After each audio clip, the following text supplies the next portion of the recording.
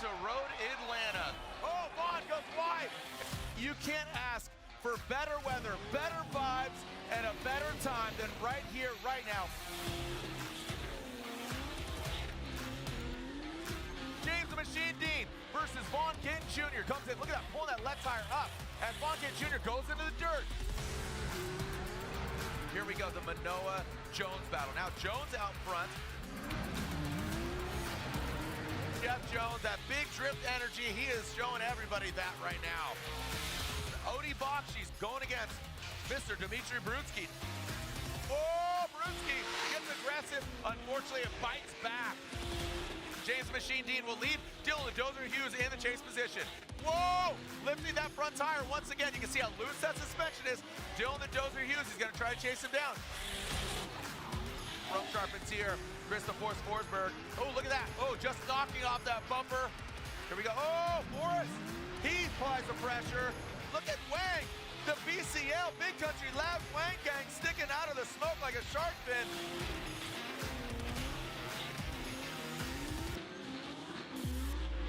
RCP, Rome Charpentier coming down the hill. Padoodle, whoa, there we go, losing parts here.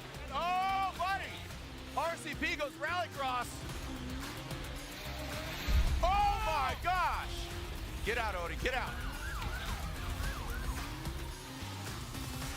Now it's Frederick Aasbo versus Simon Olsen. Let's send it! Whoa, buddy. Little lack of angle, kind of rolling into it there, Jacob. Now coming up the hill in that first outside zone. Here comes Frederick Aasbo. Some wavering, going to the first outside zone, getting into the second. There, Simon's like, all right, I'm gonna put it in there. So does, oh no! Olsen shuts it down! Olsen goes left! Olsen shuts it down! Congratulations to Frederick Aasbo. He gets the victory. What a wild ride.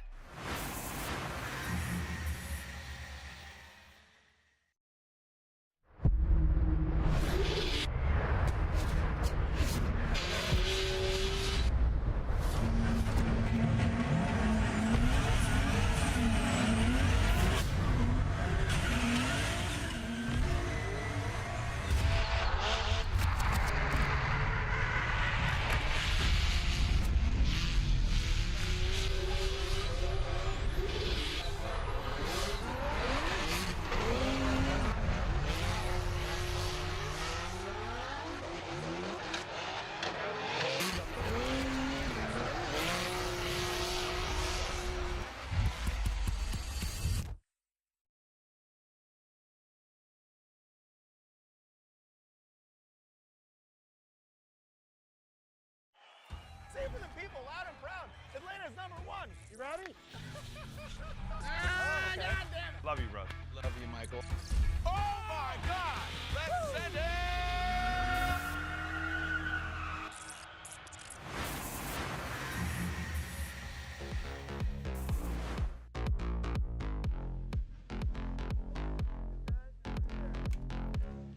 What a beautiful day to have a drift event. Thank you for joining us here. Round 3 of the Formula Drift Pro Championship. This is what we call scorched. Can you smell it? Yeah, that's right. We got burning tires. We've had burning cars the last 2 rounds, the last 2 previous rounds, and now we got a scorched track. This very unassuming track will play host and find out eventually under the lights who is the winner of round 3 of the Formula Drift Pro Championship. We have an amazing day, an action-packed day. Yesterday, wow, under the lights, we saw an incredible battle. That man, Dylan Hughes, was it last year? Last year. Holy cow, that dude, I mean, maybe he's praying for rain. We are not, definitely not. It's beautiful weather. I think it's the most tepid, given that it is Orlando. You know, the clouds actually seal in the flavor like a Ziploc bag. But now with little cloud exposure, little wind, clearing things out. I don't know if you know, I'm Jared Deanda, joining us here. Jacob Gettins here by my side, the Blue Beanie Boy, and he, the host of the Outer Zone podcast, giving you all the dirt and the clean stuff as well. In between rounds and giving some great insight. Chris Ewell, obviously race operations here, diving in. But again, we are seeing our practice just culminating here, and we're going to go into our round of 32. Let's take a look at last night's seeding bracket. Like I said, wow, Connor Shanahan, welcome back, brother. What an amazing event for him. But loving. Okay, should we do single run qualifying? No, I'm good. I'm good. This is way too good of a show. I mean, everybody was on exceptional display. Connor Shanahan, Adam LZ meeting in the finals. BMW on BMW. Local boy versus somebody who's never been on a bank before. Turned out to be just an absolutely incredible set of runs. But all the way through, we just saw just amazing driving. So yeah, I'm happy with the change. Seating 16 is the way to go.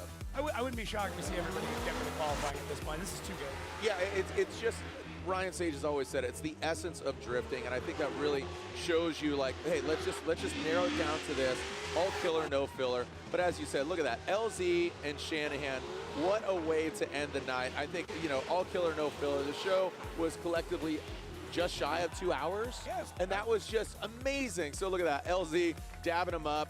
You know, he wants to get the victory here, but like you said, a battle of E36s. Love how the BMWs have progressed. And then a modern BMW of Dimitri Brutskiy, you know, Pro Spec champion, doing double duty, Pro Spec and Pro, rounding out that podium. But what an amazing event last night. Umbrellas are out. Be respectful of your fans. Orlando loves FD. Sign that sign earlier. I'm sure you did too, Jacob. A lot of photos and things out there. Let everybody know we are going live around the world. That's right. Our top 32 is being set. Our line was out to the door. It was crazy. All the way out to the street. Here's our top 32 drivers as they shape up. Look at that, Aasbo and Higa. Purely international, man. Yeah. Who do you think has the target on their back? Who do you think's gonna take it to the top? Giving you, when I elaborate here, I'm giving you time to think about it because I love to put you on the spot because look, we're just purely looking to our crystal ball, our crystal smoke tire. Who do you think's got it this weekend? I mean, James Dean right now is going to be defending basically his lead, which he only holds 2 points over Simon Olsen, who's another driver that's got a long battle. Looking through the brackets, normally you can kind of look at one side and be like, okay, this is going to be an easy path. There are no easy paths here. We spent last night discussing who do we think, what could happen here or there. There's so much that can happen, and this track is one that is meant for perfection. Yeah. Every single movement you put into the steering wheel, the throttle, the brake, you can see it. So it's not like Atlanta where there's so much going on, you're shifting gears. This is meant to show the perfection of drifting. Yep. So anything less is going to be noticed by the judges and judged very harshly. And the big factor here is also Mother Nature. This weather is just unforgiving. It just says, all right, here's humidity, here's heat. I mean, they have their cool suits. They're in the car. I mean, 120 plus degree temps inside the car. I mean, they're seeing all the elements combined. And then you got the game of inches, and I always talk about this, between your ears, man. You know, talking about Matt Field, it seemed like, you know, all eyes were on him. Odie Bakchis, right? And going back to, like you said, James Dean defending. Simon Olsen, give me a Olsen, right? He's only 2 points behind the points leader. And then he's sandwiched in between another three-time champion, Frederick Aasbo, and then behind him is Odie Bakchis, who's had one heck of a season kickoff. So overall, you always talk about championship as soon as round one kicks off, right? So it's been pretty crazy. Had a great question earlier from somebody in the paddock. Why so many rule changes going from 23 to 24? I call it refinement. Yes, I agree. It is very much a refinement. So big changes coming in, reduction of automatic incompletes. Even that has been changed once again. For the first 2 rounds of the year, it was if you were driving straight for 2 seconds, we've trimmed that down to 1 second. If you can say one Formula Drift, more than that, that's an incomplete. So, and the judges are looking at the severity of each mistake. So it's not like if you make one, you know, it's not like, okay, you made 3 small mistakes. How does that weigh up against one massive mistake? So changing the mindset a little bit. Basically, the idea is we don't want someone to incomplete because of one strange thing that happens. Yeah, and you don't want to kind of celebrate the who's the better of the worse. Right. We want to, again, refinement from so many different aspects. Here's our Drivers' Championship, only 2 rounds in. We're a quarter through the season, right? 8 total. We find out in Irwindale. We got Jersey in just, a few weeks, 2-3 weeks. But James Taylor Dean, I mean, he saw fire, he saw rain, and he won in that. Olsen, he knows how to drive in the wet. We have seen some moisture here before. Aasbo, look at this, Lithuania, RCP, man. Right. Rome Charpentier, he hands the keys of his trusty E36, given Modern's hell. What's he grab? He grabs a Modern. Ken Gushi, he went to the wall earlier. Let's talk about that. Gushi, he's back in the 2JZ86, but unfortunately went to the wall. Matt Field, talking about the game of inches. Head, car, things, where he's at, what's going on there. Forrest Wang, I mean, Not here. not here. Moving on. Just going to say it. Rad Dan. Dan Burkett, Rad Dan, the comeback kid. Chris Forsberg talked to him briefly in the pit. He says, just trying to work out the car. Game of inches, just these little fine nuances. You know, it's not the $5,000 part, it's the nickel part that'll make you or break you. Our judges out there, they're not just judging, they're actually lining the track. That's how much effort these guys put in between Reese Marin sitting out this round of competition, but Vernon joining us here, Brian Eggert, Robin Ishida. These are 3 judges here for this round. Place your bets, scan the QR code. You can do it right there and find out nxtbets.com. Place your bets. We can't do it because obviously we're here, we're announcing. You know, people think that we script this whole dang thing. I haven't seen the script yet, but we'll find out. But place your bets. You can bet on Formula Drift. Scan the QR code, nxtbets.com. And Yeah. Are you a bet man? I mean, I would be if I wasn't working. Okay. Yeah, I'd be all over this. Yeah, I mean, right. I mean, if you're sitting in the stands right now, you've been watching practice, you got a pretty good heads up. Yeah, I mean, just saying. Again, with this format, it's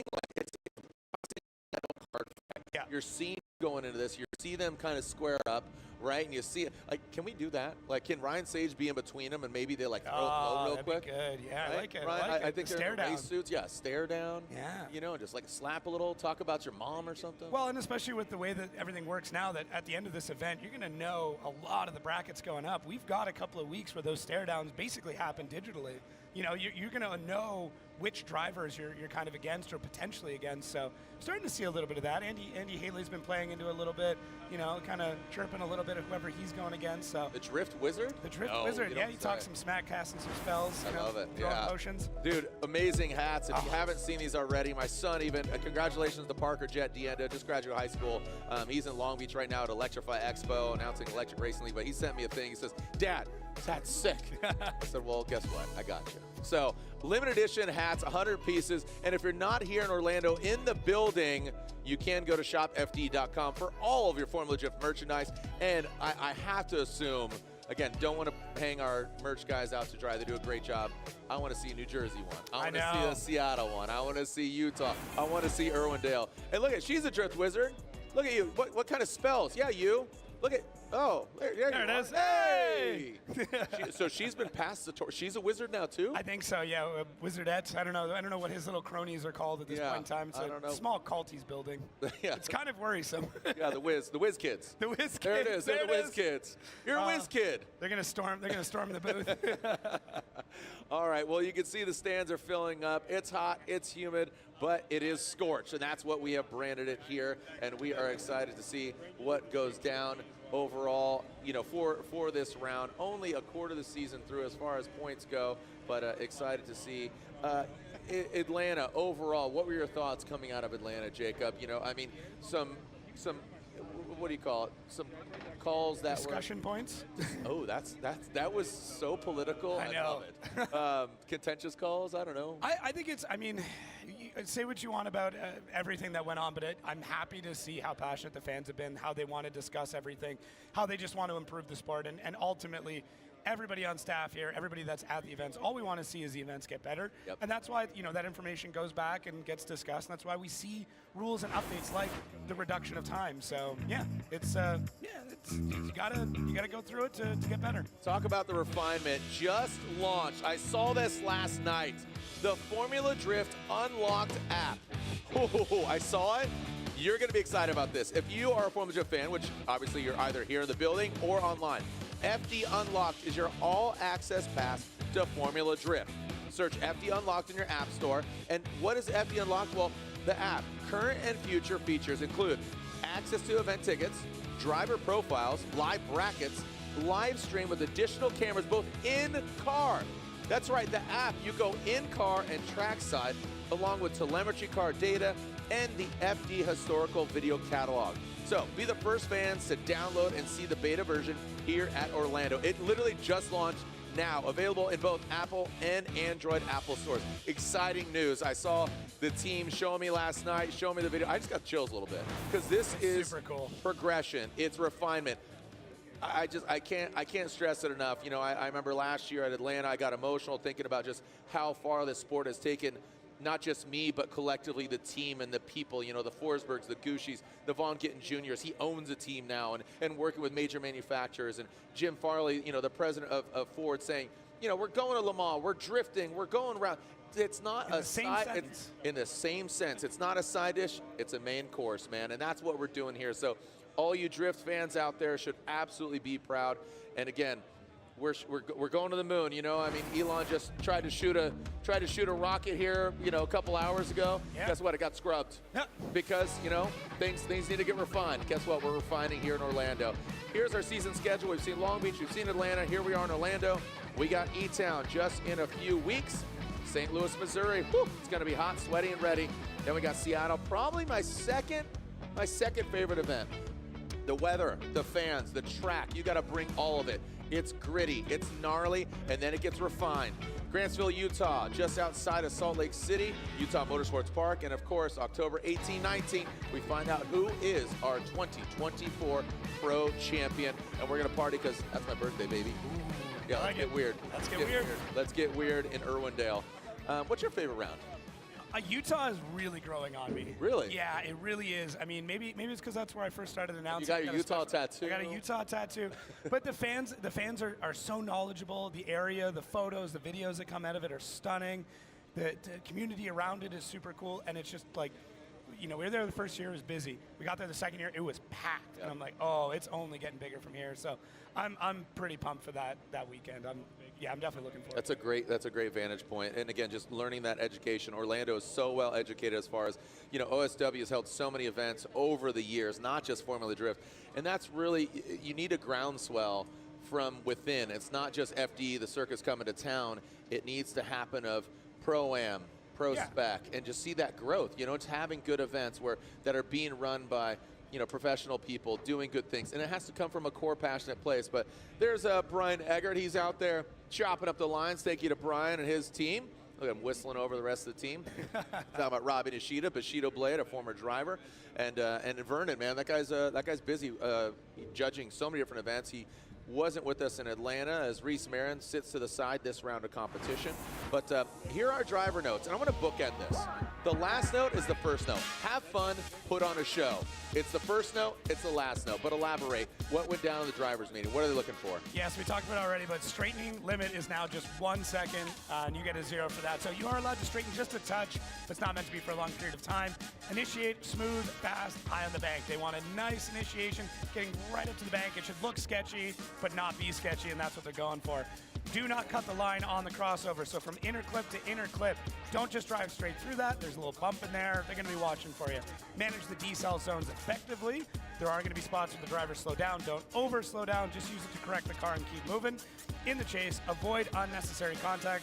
Rubbing's racing. We want that, but don't hit so hard that you see the car in front of you move. Yep. In the lead. Try to manage that contact because it's going to happen. We saw it last night. We're going to see it today. Cars are going to touch, but stay in it. Just keep going. Yep. You get touched a little bit, keep going, and like you said, have fun.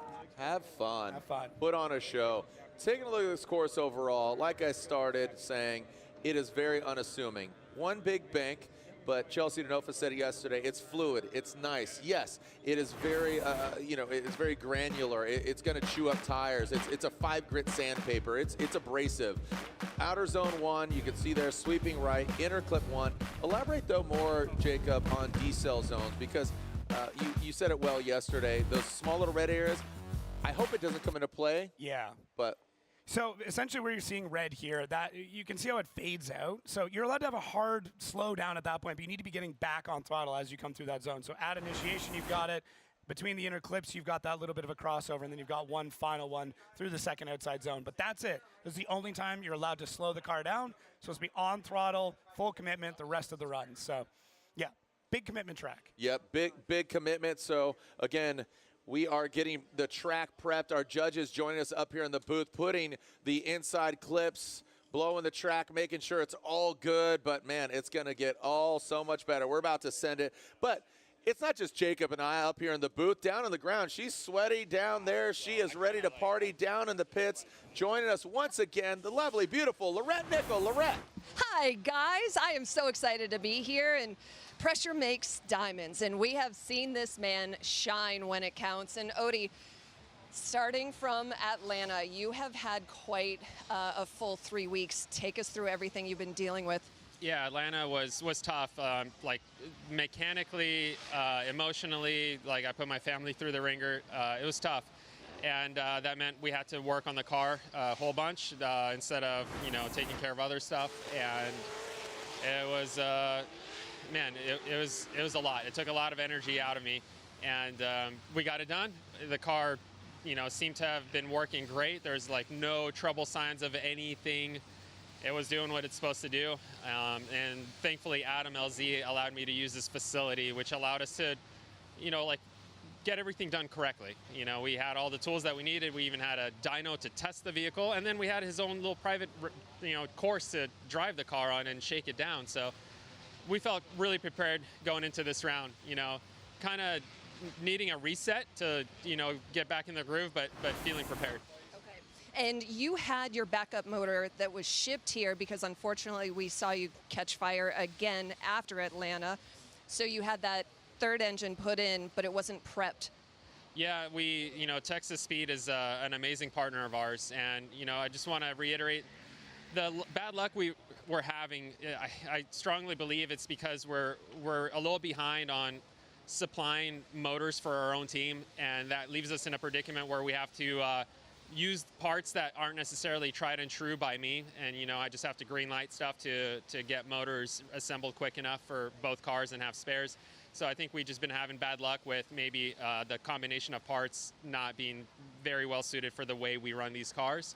But coming back to Texas Speed being a huge help, they actually put this motor together from scratch that's in my vehicle right now in very little amount of time, and they had someone drive it from their facility in Texas all the way here to Florida in like day and night. I don't know how they did it. So very thankful that we had this motor that landed here in Florida directly to the track. Yeah, it wasn't prepped because as motors get built, then we have to put our touches on them. We have to put our specific oil pan, our pulley system, valve covers, and this motor, going back to we are pressed for grabbing whatever is available, is quite different. There's components inside of there that we had to modify, and that took longer. So we were here very late last night. I think we left the track at 4:30 because it wasn't just a simple engine swap. It was like, let's get this motor prepped and ready, and then we could put it in the car. Does that put you on edge? A little bit, because what puts me on edge is we're blowing a lot of parts are expensive. And this motor has to last, so I'm being very careful with it. I'm watching every parameter of the motor, and I'm trying to give it some mechanical sympathy as much as I can, and I just want it to last. So if there's anything going bad with this motor, I want to be able to shut it down before it's a catastrophe. Right. Well, this track is normally, it looks simple, but it's not. So for the ACT track conditions, what are you drivers dealing with out there? The weather is changing quite rapidly. During the beginning of practice, it was hot, it was a little slick. Lead runs, they're pretty straightforward here. You could get definitely a fine-tuned line if you're really in touch with the track layout, and that comes into play quite a bit when you're chasing, because every driver has a slightly different line through the infield. We're not mandated to have a very specific line through the infield. There's quite a big stretch between inner clip 1, inner clip 2 without any touch and goes, without any zones in between. And predicting what that lead driver is going to do in between those two zones is pretty tough, because they have the freedom to kind of do what they want, as long as it's fluid and looking good. Odie, thank you so much for your insight. Really appreciate it. Jared, we're going to come back up to you. Thank you so much, Lorette. And there it is, our ACT Track Conditions Report, brought to you by ACT, celebrating 30 years of clutch performance. Champions choose ACT. And I definitely want to let it be known that our heart is with Odie and the Bakchis family. Amy Bakchis' mom, Paulette. Amy is not here because Amy stayed in California this round because her mom, this round, it was in critical condition in the hospital. And around the same time as Odie's engine blew during practice yesterday, Paulette passed away due to post-surgery complications with Amy by her side. Amy's mom was Odie's first fan, and he remembers traveling to his Pro-Am events to support him before anyone else caught on how serious he was about drifting. Paulette would grade her students' math papers and tests while sitting in the stands during practice.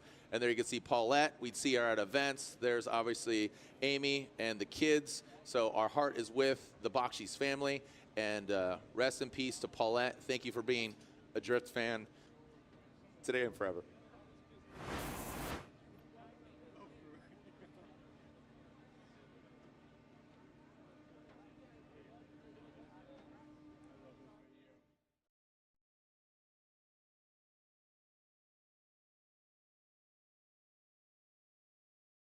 Formula Drift is brought to you by Toyota, let's go places. Royal Purple, the official engine oil of Formula Drift, the synthetic expert. Rockstar Energy, the official energy drink of Formula Drift. In drifting, everything's a mental game. Boom! Perfect. If you're not focused, you're off your game. Ryan Turk is back at it. He wants it.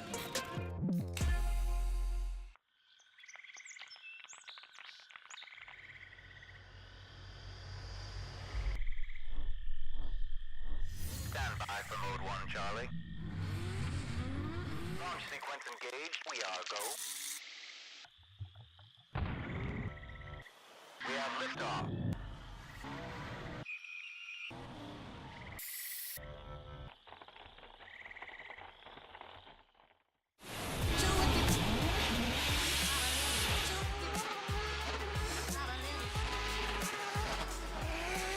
Extreme performance racing. Battle tested in Formula Drift for the last 4 years.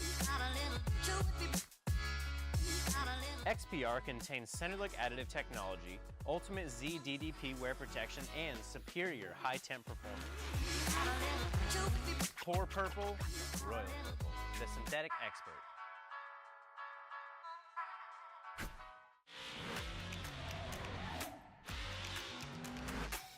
Drifting is not just a sport, it's culture, it's in our blood. It's a fine line that you have to walk. You have to be able to adapt on the fly and be able to drive on your instinct.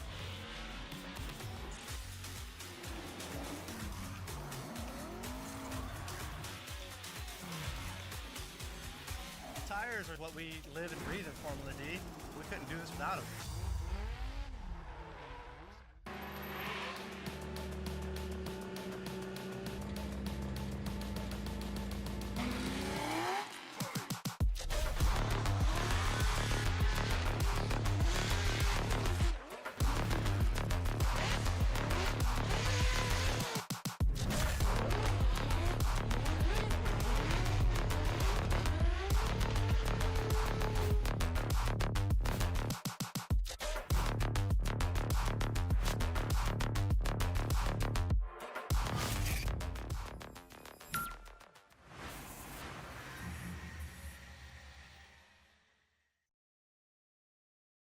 What's up, guys? I'm Ryan Turk. We're here at FD Orlando. It's getting into the summer months now where the temperatures are super hot for the cars, super hot in the cars. And when you're wearing a race suit with a fire shirt and fire underwear, it really insulates all your body heat. So one way that we combat that is with these cool suits. And the way that works is you wear these shirts that have these little veins and then these tubes that connect to hoses that come up to your racing seat. And in the back, we have a cooler with a pump on it, and that actually pumps all the cold air right to your core body temp, keeping it very cool, and you barely even sweat in a helmet. And that should help keep your energy up, keep your focus factor up, and your endurance to be able to do that through the evening. So, take it from Turk, stay cool out there.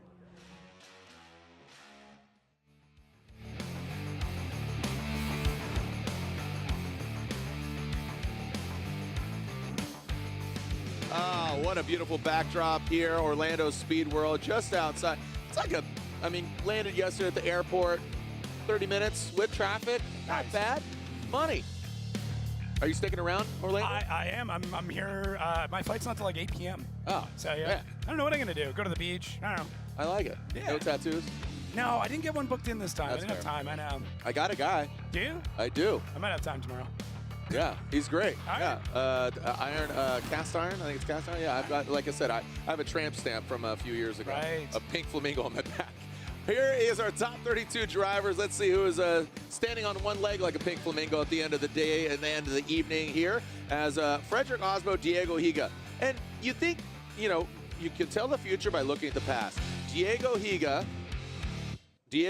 has just really progressed into today, or, you know, from previous seasons. Yeah. Aasbo, he is not as robotic as he previously was. And I had a small conversation with Papadakis in Atlanta, and he says, you know, everybody's at 11. Everybody's at 11. So, you know, motor attrition, driver attrition, car, component, all that stuff. And Diego, it's really coming together. It's really coalescing. It's aggregating, whatever word you want to use. Also, there are one more times today, Jacob, Yep, that needs to be. They're back, baby. Because yesterday in seating brackets, we don't do one more times, puts a lot of pressure on the judges, but here we go. Frederick Aasbo, Diego Higa, all Toyota battle, the 86. All right, that Rockstar Energy Toyota Supra. Frederick Aasbo, I said he was a robot. He says, hold my Rockstar, because I'm going to show you. Diego Higa, he's right there on the door, comes down into the bank, into that first inside clip, down through the power alley, into the killer crossover, into that second big sweeping turn. Aasbo puts it right in the corner of those Minowa tires. Oh, and then he does exceed a little bit of that crease. You got to think, he's got those fresh lines. He can see it, and it's also, that doesn't help him because it shows he exceeds it a little bit. Did he do that by design? I think by default a little bit, but let's take a look at it again here. Aasbo and Higa. Yeah, Aasbo out front. I like the feint initiation here, and Higa times it quite well and then starts to drive it into the pocket and get that angle. Does an amazing job at mirroring, and right there, though, we see a bit of contact. It looked like Aasbo checked up a little bit, slowed down, might have shot over the bank if he pushed a little bit deeper, and then after that, Higa then had to kind of play catch up because, I mean, you have that contact, you come off throttle, you don't want to keep hitting the guy over and over again. So, yeah, it's going to be interesting to see here exactly where that decel was, why that decel happened, but right there. Now, was that Higa surging or was that Aasbo checking up? That's the real question that's going to come into the judge's mind, and that is going to play a big role in what happens next. But it looks like both drivers are back at the line already, which means that impact wasn't anything too crazy, but we're going to have to see what happens here, and then, you know, if there's no clear winner, we're going to have to go back and check to see who would be at fault in that case. They were practicing safe drifting. It was rubber on rubber there, it seemed like. So yeah. The only thing there would be components, which is kind of hypercritical. But to answer your question, you know, I think Aasbo was really fluid because, you know, taking a look, again, you can only tell the future by looking at the past, and it seemed that Aasbo was up there, and we're hearing sending cars. So they said, you know what, let's go, let's send it. So here we are. So now Diego Higa out front. Frederick Aasbo, the contact was made, but they said, let's run it. Diego Higa, JDM Supreme, 86 FRS, PRZ, whatever you want to call it. Right now, he's high on the bank. Regardless, the Brazilian driver trying to take down the three-time champion of Frederick Aasbo, the Norwegian Hammer. The Brazilian beast coming into the crease. Into that final sweeping turn, he does exceed it, very similar to Frederick Aasbo. But a great effort. The GT radials go round and comes down. The Brazilian beast, that was really well done. Diego, let's take a look at it out front. So initiation here, not as much of a swing as we saw with Frederick Aasbo before, but Aasbo able to get into the pocket almost immediately. Now, it does take him a minute to settle in. And then right here, as we start to transition through, he gets a bit more throttle on, but Aasbo does a good job to predict it. Now, there's a bit of a gap at this point that Aasbo's got to start to clean up, but as you said, Higa, you can see where that line is, kind of has one wheel off of it. The way that this is lined out right now, basically the judges want to make sure that you're not using the bank to kind of keep the car in position. You should be doing that of your own merit, not using the bank to then push the car back and forth and keep it within the zone. So, I mean, it's going to be close either way. It's going to be really tight to see what happens when it comes to the actual judging decision. But yeah, Higa also definitely has at least one wheel outside of that zone, possibly two in a few spots. Yeah, interesting layout of the land. We could see here Aasbo and Higa waiting for the verdict. Minowa tires, GT radial, and I know Higa has such a big fan base in Brazil, including famed skateboarder Leticia Bafani. Shout out to Leticia. I know he's either watching from Brazil or home in Southern California. Let's take a look. So here's the side-by-side. I knew this was coming. Yeah. I knew this was coming. Look at this. So you see Freddie immediately gets a side of Higa. Higa, a little delay. Contact was made, and like you said, who's at fault? TBD. That's for to kind of consider. Gap, very, you know, very similar gap, similar exceeding on that line. Yeah, Higa was, it looked like Higa was out of the zone a little bit more if we're talking about total time-wise. So I think that small bit of contact has to play a bit of a factor in it, and then how much time they spent with one wheel outside of that zone. So, and this comes back to some of those rule changes where we let up on what would be incompletes or not. There was a period of time where that was it. Yeah. You put one wheel out, that was it. There was a time where if you touched a cone, you moved to outside the box. That was a 0, right? Man, that was back in the day.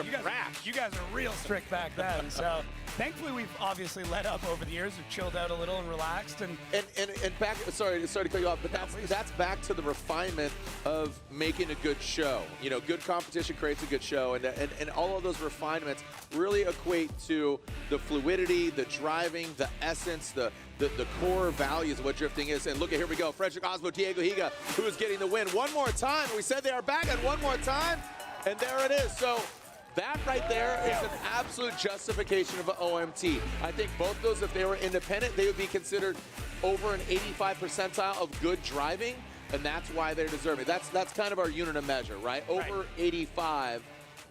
No, not anymore. We scratched that since the start of the season. Let's just say a good there we go. So, Jacob, scratch that, swipe it up and reverse it. So basically, if it's justifiable and if it's good, it's good.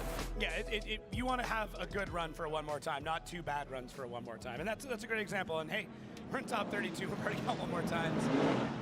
Yep. All right, that's how you get things off. Oh, look at these guys. Jeff Jones and Nick Novak. Jeff Jones initiates high on the Bank Nissan 370Z. Nick Novak notably gets that win last year. He's now running his own program, Nick Novak Racing. Woo, look at this. And these guys are ripping through the course.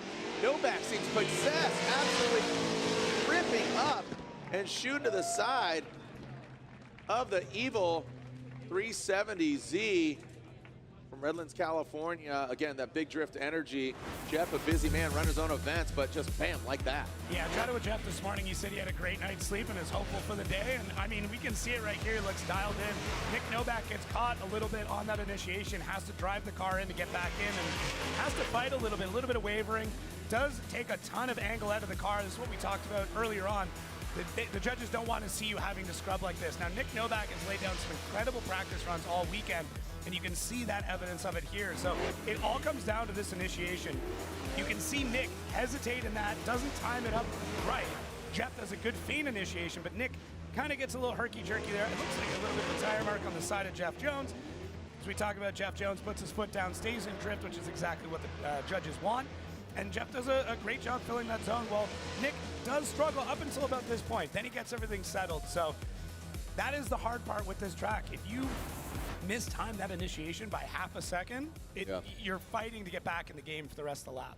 Yeah, really well done. Seeing thumbs up there from Jeff Jones. And let's see how Jeff does in that chase position. I mean, Nick Novak, we know he has it in him. Jeff Jones, an absolute tear, having fun the whole time. Nick Novak, very silent, but his angle speaks volumes. And there it is. So look at that. It's almost tit for tat. Jones way back further. Talk about timing. I don't know if he picked up the phone when he called him a couple times. Now down into the power alley, coming by a Nick Novak. He's wagging his tail. We'll see if that's a happy wag or a nervous wag. And now bringing it on home, Jones. I mean, he's in a different zip code.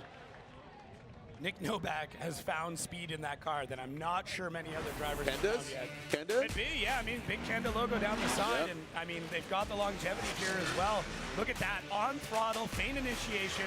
Doesn't look like he even looked at the e-brake for that, and then locks it into angle, and Jeff Jones just not able to put the speed down at this point in time. One of the issues with leading first here is if you're too aggressive in that lead, you're going to eat up a lot of tire. And that might have been the case here, is that Jeff was too aggressive in the lead, too much wheel speed, went through too much tread, and then when it came to chase, not much left on that Kumo. Christian. Yeah, it's tough. It's really Christian. tough. You gotta maintain not just one run. You know, you gotta go for two. So big drift energy maybe just went too hard. compensation. Oh wow, wrong word. Tire. Trying to keep the tires on the car. There's the one I'm looking for. Trying to keep the tires on the car is one of the biggest battles you're going to have here with the grid of the track, with the speed of the track, and with the changing temperatures as well. As it cools down, as the rubber's in a bit more, it won't be as big of a deal, but the track temps are as hot as they're ever going to be all weekend, and that's it's a big part of this right now. Awaiting the outcome here, Jones and Novak. Slide him left for Jones, right for Novak, and unfortunately that gap between him and Jones got Nick Novak the win, and it's not, I don't think he gapped him, didn't take him to Gapplebee's, no appetizers, no steaks, no burgers. It's a neighborhood place, but not the case here, because again, Nick Novak gets the win, Jeff Jones knocked out. So be sure to go visit Nick Novak during that halftime break. Also be sure to visit the Formula Drift merchandise booth. We're selling some Type S gear, bunch of Type S gear for sale at here and all of the events. So Type S, they're going to have a party later on. Formula Drift is now selling Type S products. Mike Power will be partying here. And again, I know he'll be over in the booth. We got Pro Series Underglow lights, USB-C cable, and LCD jump starter. Got the Ultra Slim Smart LED trim kit, and the Larry Chen light. Yeah, the famed photographer has his own signature light. Here we are in the Rockstar Energy Drink Top 32. Most recently, our victor last night in our seeding brackets, Connor Shanahan. The 20-year-old driver says getting used to the left-hand drive. You know, he's used to the right-hand drive. Up on the bank, so he's right there on the wall, and he's used to that. But Dan Burkett saw the shirts over in the pits. Him and his lady make some cool merch, obviously cool liveries. Dan Burkett, comeback kid, took a season off, and now he's back at it like a track addict. That Rad Industries Mark IV Toyota Supra, but Shanahan in a very proven chassis. This is the vehicle that Rome Charpentier RCP drove last year. Shanahan, last-minute entry into the Formula Drift Championship. Reach out to RCP. It all worked out, and obviously it is working out. But will Rad Dan upset him in the molded way? Here comes Rad Dan Burkett, initiates, gets high on the bank. Shanahan, look at that. Looks like he's pretty comfortable in the left-hand drive. He's right there banging on the door of that Toyota Supra. Rad Industries GT radial vehicle coming down now into the power alley. Past that second inside clip. Rad Dan, big angle. Shanahan lacking the angle, needs to get that composure. He saw that of him and Adam LZ, and now he wrangles it in. He says, cool graphics, whatever, bro. Hold my Vitor tire on your door. And he grinds it into the chrome graphics of Dan Burkett. Yeah, we see here that Shanahan is a little bit more cautious with it. Now, Rad Dan, love the initiation, love how quick he gets up on the wall. You can see Shanahan just not super aggressive, slowly dialing the car in as they come off the bank here. Shanahan does dip back, doesn't get the transition at the correct time, but is able to get his composure and keep things going. Well, Rad Dan doing a really good job out front, filling those zones. Would have liked to seen a little bit more angle out of the Supra, but also knows that Shanahan has a very quick car, as you said, on those Vitors. So you have to make some concessions there. Do you want to throw a ton of angle? Do you want to keep some sort of distance? It's decisions that have to be made in the spur of the moment. And you said 32. It's anybody's game, man. Right. Like, you know, no offense to yesteryear, but it's like, okay, 32, who do I got? All right, you know, should make quick work. You know, and again, I just talk about this emphatically, just the progression of it. Now it's like anybody could win. You know, anybody could win, given the conditions, given all the blessed tire manufacturers that are here, given the weather, the conditions, the heat, the humidity, all that. Just, again, the state of mind, the car build, everybody's at 11. Shanahan out front, that Red Bull Garagistic BMW E36 initiates. Dan Burkett right there in that Mark IV Supra. And look at this, get modern as hell. I wonder if we still got that in that back way, and I don't think, oh, and Dan Burkett goes on the inside. That's not where you want to go. Looks like he might be handing Shanahan the win, getting lost in the smoke. Dan Burkett, you win before you show up, but the comeback kid, the wrong side of that inside clip. Yeah, let's take a look here now. Shanahan on the throttle really early. Love this dive from Rad Dan. Gets in the pocket, holds it there. You do see a bit of a scrub there from Shanahan to get the car to continue out through, but did not affect Dan, and Dan just punched through too early. That's all it was, just didn't time that transition. It's so crucial. I will give props, though. That Rad Dan didn't panic. Gets back into the correct spot in the track. It shows the maturity that he's been building over the years, because a lot of drivers would just straighten out, try to run through, and it would just look wild. Dan knew he made a mistake, didn't overreact, went, okay, let's see if I can salvage this. Maybe something else will happen. But the other part I'm taking out of this is there was a rare mistake from Shanahan up on outside zone 1, which means he is not perfect. He is still working through and trying to perfect this track. So for all the other drivers that might go up against him, there's still room for improvement out of Connor Shanahan. All right, so taking a look at it, I assume they're going to slide right, and let's just lock in and make it official. Connor Shanahan unanimously gets the win. The Irish driver advances on, knocking out the GT Radial Sun X Tools Rad Industries Supra of Rad Dan Burkett. Congratulations to Shanahan. Unfortunately, Dan Burkett. Go see him in the booth if you're here in the building, selling some merch, selling some gear. As we're going to clean up the track. Don't go anywhere. Scorched, round 3 of the Formula Drift Pro Championship. We'll be right back. I'm Ryan Turk, and I'm super proud to announce Rain-X's all-new wiper blade design, the Turk and SUV Heavy Duty Series. Whoa, whoa, cut! Ryan, what? It's the truck and SUV blade. It says it right there. These new blades are specifically designed for truck and SUV windshields. They're tougher and built for rugged weather. Like I said, the all-new Rain-X truck and SUV blade, engineered not to be turked in tough conditions and built for your truck or SUV. Get a pair today, only at AutoZone. I mean, I still like the idea of a Turk and SUV blade. Turn your passion into a career at the University of Northwestern Ohio. From high performance to automotive, diesel, and everything in between, you'll find a degree that will get you a job. Students that go through our programs have fantastic experiences, and they come out getting good job placements. 70% hands-on, no out-of-state tuition, and accredited degrees in trades that are in high demand all across the country. 10 out of 10. If you even think this is the right place for you, you better just go. Learn more about your future at unoh.edu.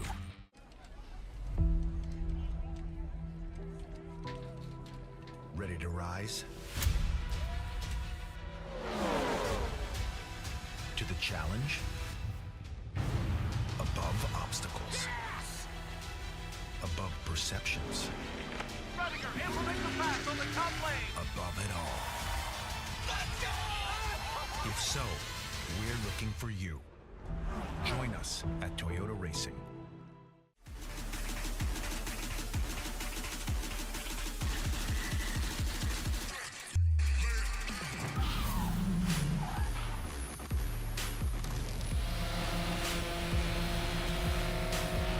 Look at that Nitto tire just rip.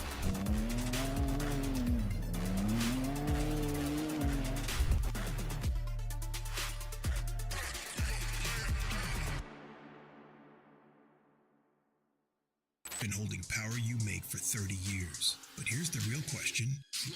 How much torque are you making? Because every single ACT clutch is rated by the torque produced at the crank. That's all your clutch cares about. Your power, your performance, your success. Unrivaled precision, power, and durability. Visit advancedclutch.com today. 30 years of precision engineering and performance excellence. Because every revolution starts at the crank.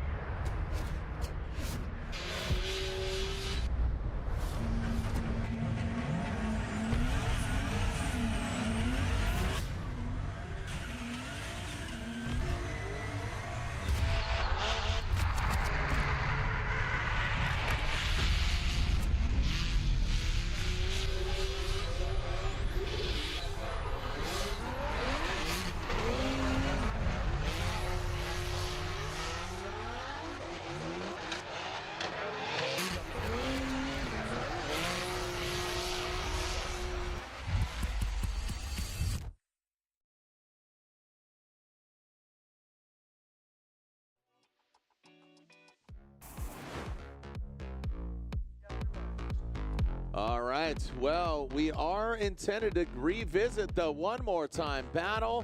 And I love that, Jacob, we're like, one more time's the back. All right, let's get it one more time. But absolutely, we're up here behind the scenes, up here in the announcer's booth and the judge's booth as well. And our race control, our DJ, I mean, we got Thor up here, our audio guy, and we're just talking here. I said, hey, good call the one more times. They're like, thank you. You know, like, you know, people are making graphics about making light of them. It's an unenviable job to be a judge in action sports, motorsports, so much pressure, you know, careers at stake, and just outcomes, you know. And I think that one more time is absolutely justifiable between Higa and Aasbo, because it was great. It was good, and you start to split hairs. Yeah, it's just two very, very small mistakes, and that's it. But, I mean, they were equal in their impact on each of their runs. So, yeah, why not? See it again. It was a great set of runs, so I'm happy to revisit it. Absolutely. So we'll see who comes out on top. Like I said, there's a nice welcome breeze here. Mother Nature's Zamboni clearing out the smoke and also clears out your soul because it is hot. But this is cooler than it was 2 days ago, which is nice. Yeah, it was brutal. Even yesterday was pretty nuts. I was looking for scissors to cut my pants into shorts. Got jorts? I did. Did you really cut them? No, these came like that. I'm through the jorts already. Those are the Scando shorts. They those look like Scandinavian shorts. You got those at Gothville? I might have gotten You got those them at in Norway. Gothville. I feel like fun fact, Jacob only wears one type of shoe. We'll talk about that later. Here we go. Fredrik Aasbo, speaking of Norway and Gothville, the Rockstar Energy Drink Toyota Supra initiates high on the bank. Is he going to turn it up? Looks like he is right now, but Diego Higa's not letting him get away with it. Now down into that power rally transit. Woo! There's the Higa. Look at that Brazilian beast, but then he backs off as soon as he gets that proximity. And look at Fredrik Aasbo. Signed, sealed, delivered, magnetic. That electric slide, well done by the Norwegian hammer, Fredrik Aasbo. I love seeing how much more aggressive Aasbo has been getting over the years. He's taking more risks and he's just driving harder. And we talked about it earlier, everybody has to. You have to be driving harder, and that's what we see here from Aasbo. Normally his initiations are very controlled. In this case, it was a whip to get out there and then absolutely bathes Higa in smoke, who had a really good job in the first outside zone. Transition looked really good. Second outside zone was a bit more of a struggle there for Higa. Mostly he just kind of fell back a little bit, and then it was just smoke show after that. So, like you said, Diego got that proximity, has to back off in the power alley. It was a good time transition, but maintaining it had that difficulty. So let's reverse the positions. Diego Higa will be out front. I know on the chat, I'm looking over Ryan Sage's shoulder as he's controlling kind of the ecosystem of Formula Drift, looking at the chat, looking at the new app, which is going down, which is absolutely awesome. Be sure to check that. Download the app, Formula Drift Unlocked. And here we go. Higa out front, Aasbo in the chase position. That Toyota GR Supra, but Diego Higa, JDM Supreme. What an amazing car collection they got. Oh, and he got, so look at, there it is. So Aasbo early on, he jumps to the side of him, has to back off the touch. But this is where a three-time champion comes into play. And no! Let's see, okay, so look at that, Aasbo spins out, contact was made, talked about that timing, and you know, here we are, going one more time, going to this, Higa was on it. But was, you know, and again, this is where you just kind of lay out and watch. Okay, so let's see here from Higa out front. Aasbo does a good job to get that lined up, and then looks like he gets too aggressive there, and you can see him starting to hunt. Now, as they come off the bank, Higa throws a bit more angle, and then right here, Aasbo in the smoke for what feels like absolutely forever. And Higa kind of, I'm not thinking that Higa does this on purpose, but he basically holds Aasbo in the smoke, so he has to slow down the transition. Man. Look at that, little bit of contact, and then right here, Aasbo is just gone. That car absolutely disappears, and by the time he pops back out of the smoke, there's nothing. He can't see anything.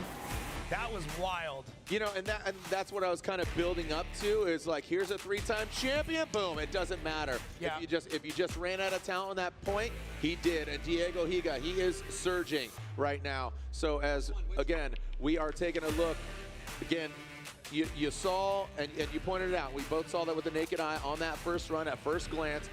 Freddie tried to get aggressive. He knows what Diego's got in the tank, metaphorically speaking. Gets close, has to back off. The judges are requesting another different perspective, so watch this overhead view.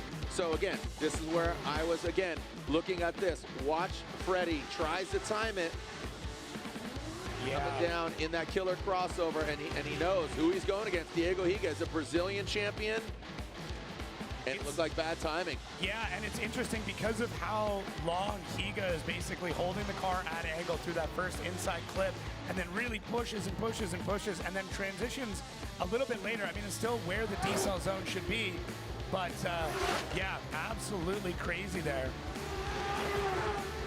So let's see Yeah, what's their contact? Is Higa decelling in the correct area? And how much angle is he throwing through that inside clip? So that's the next part that the judges are starting to look at now is exactly what was Higa up to that might have caused the potential spin out there from Frederick Aasbo. So judges are discussing it right now, kind of letting us know, and yeah, it's an interesting scenario. Formula drift. What is the formula here, right? You want high speed, don't decel. Taking a look at this, inside clip 1 to inside clip 2. Look at the decel areas. Where are you allowed to decel? Yeah. If you look here, you can see that decel area to inside clip 1 to 2. That contact. So again, this is just analyzing this. The judges over here were, taking a look at all the different perspectives, chatting about it. So here we go. Looks like our judges are tapping in. Aasbo, Higa, you saw what transpired and what unfolded.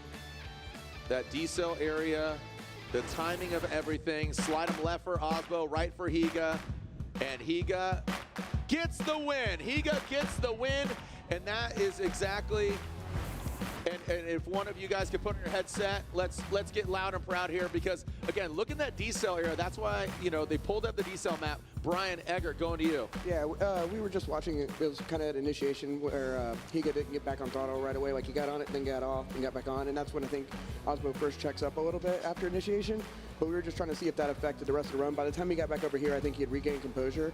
What it came down to for me was just, I think Aasbo just got a little bit too aggressive because of what happened up there. I think he just was like, oh, I need to turn it up a notch. And when he did it, he just encroached too much and got in the way. And then it kind of, instead of like at past events where it sometimes messes up the lead car, this time it messed him up in the chase position and he just lost it. Yeah, and he was trying to offset it, right? That's what it felt like here. Thank you, Brian. And again, hey, congratulations. Diego Higa moves on, taking out 3-time champion or the 3-time champion. So Brazil, right? There we go. And right now, we are going to see that of Taylor Hull, who's going to have his bye run because Ken Gushi is out. Ken Gushi hit the wall earlier. He's out. He doesn't make his comp time out. So while we are seeing Taylor Hull, I throw it down to Lorette Nickel. Lorette, who are you wrapping out with? Connor Shanahan, and we were just watching that call between Aasbo and Higa, and you guys are smoke blind. How are you fighting through that? Yeah, for sure. That just shows how difficult that transition is when a top-level driver, who's at the top of his game is driving this track for how many years, and that just goes to show how tough it is. You're really taking chances there, I pulled lots of against LZ last night, and you're kind of on a wing and a prayer. You're just hoping that he's going to be there when you pop through the smoke. It takes a lot of, like muscle memory, a lot of control to understand that, okay, if I go now, you got to do some things in the car which just tells your mind, okay, now's the time to go. But I'm excited, I'm having fun, that's the joys of the game, unfortunately, I know how tough that is right now for Aasbo. That's a tough day at the office, but it's the joys of pushing. Sometimes this sport can be horrible, it can bite you, and that's why we do it, because the days what goes like that makes you come back even hungrier. So I'm sure he'll be back fighting it out for the championship for the rest of the year. But I'm having fun, the sun is shining, I got my heat waves on, having a good time, and yeah, ready to go to the top 16. We'll see you there. Thank you very much, Connor. Jared? Hey, Lorette, make sure that Connor keeps reapplying that SPF 100, the Irish blend. Yeah. Not talking about the whiskey, talking about the actual sunscreen. All right, so all right, yep. And again, Taylor Hull gets the win as he advances on. Unfortunately, Ken Gushi, his car did not work after his competition timeout. He was allotted 5 minutes, trying to buy that time. He had a crash into the wall in practice and unfortunately couldn't put it together. So, and yeah. All right, so taking a look at the Formula Drift Unlocked app. Be sure to download, available Apple and Android. Look for FD Unlocked. As we move on to our next battle, again, our heart is sent out to Paulette, Amy Bakchis, who is normally Odie's spotter. I'm sure she's watching. This is for Paulette, Odie Bakchis, going against Andy Hateley here in this battle. Odie Bakchis, who's had a tumultuous season already from the start, popped an engine in Atlanta, popped an engine here in Orlando, back at it, and is throwing down with a fervor. But Andy Hateley, he's got all the love in his heart. He even says it backwards on his door. Evil, he's got all the love. But right now, the Drift Wizard is back quite a bit from Odie Bakchis, who's currently sitting 4th in points. All things considered, 2 engines pop, all these things. Great run. Yeah, Odie Bakchis driving with all the confidence, and you can see it. He is back to where we expect him to be. Could have been a little bit higher there coming off that first outside zone, but realistically, you know, he's gone through 2 engines already. He's got to make sure that everything is good to go, and as we see Odie push through the rest of it, we are getting word right now that Andy might have DB'd on that run. And what compounds here is, yeah, again, we're seeing that DB'd. Is it driver's side? Driver's side rear, I assume. And elaborate more on what has transpired over the years, you know, the DB, because they're running low PSI, and this rule came into play of, hey, if you DB and there's no contact, you can't continue on, because people are running such low tire pressures that it would DB'd just initiating. So it was just getting precarious. Right, and to explain why a driver would run such a low tire pressure, it allows the tire to push out and be much wider, so they can get more grip on the car. So that is why the tire pressures over the years have come down, and the tire manufacturers have gotten really good at allowing the tires to run at much lower pressures. So you can see here that tire has come off. The tire pressure was really low, and yeah, it's you know, it's come off. It's a really tough track. It's very tough on the tires here, and through those transition is probably when it happened. As it comes off the bank, a lot of weight on that tire. It's that fine line. You know, you're running by threads, literally the threads of the tires, the treads of the tires, and you know, you risk it for the biscuit, running that right amount of tire pressure. So Hateley DB'd it independently. The judges do agree there was no contact, there was no wall hit. Andy Hateley will have to forfeit the second of this round, or he is out. He's not able to replace his tire, get a tire back on there. So that means tire DB'd.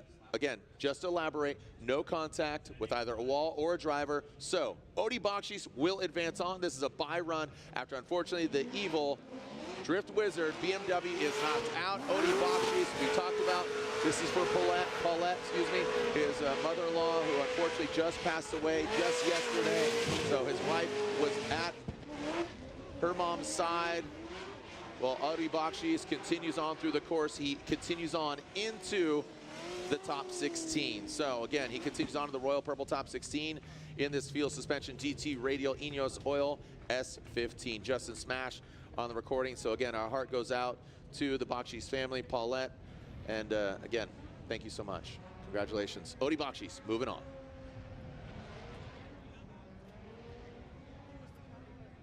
So coming up into the burnout box right now, we see who may be potentially driving against Odie Bakchis. It's either going to be Mr. Dylan Hughes in that royal purple BMW, and a driver just moving out of the BMW and into a Cadillac XLR, which is, I mean, it's a really fancy looking Corvette, is Jonathan Hurst from Paducah, Kentucky. Working out some of the kinks in that car. Has been liking it. I've chatted with Hurst a fair bit on it. Likes the progression of the car. Dylan Hughes in practice, super consistent. This is going to be interesting. Why is it interesting? Hurst is getting very aggressive and very comfortable in that car quickly. Dylan has been incredibly consistent all through practice. Okay. So if Hurst, you know, learning curve can cross over where Dylan's at, it could be pretty This spicy. should be fun, because again, both these guys go full tilt. Dylan Hughes won in the wettest, craziest weather conditions we've ever seen in any round of 20 years. Ryan and Sage and I looked at each other last year and go, holy cow, that was insane. But keeping it cool, the Mr. Cool Cadillac XLR, like you said, the most expensive taillights in the field. But he's gonna, taillights, whatever, dude, doesn't matter. Here we go.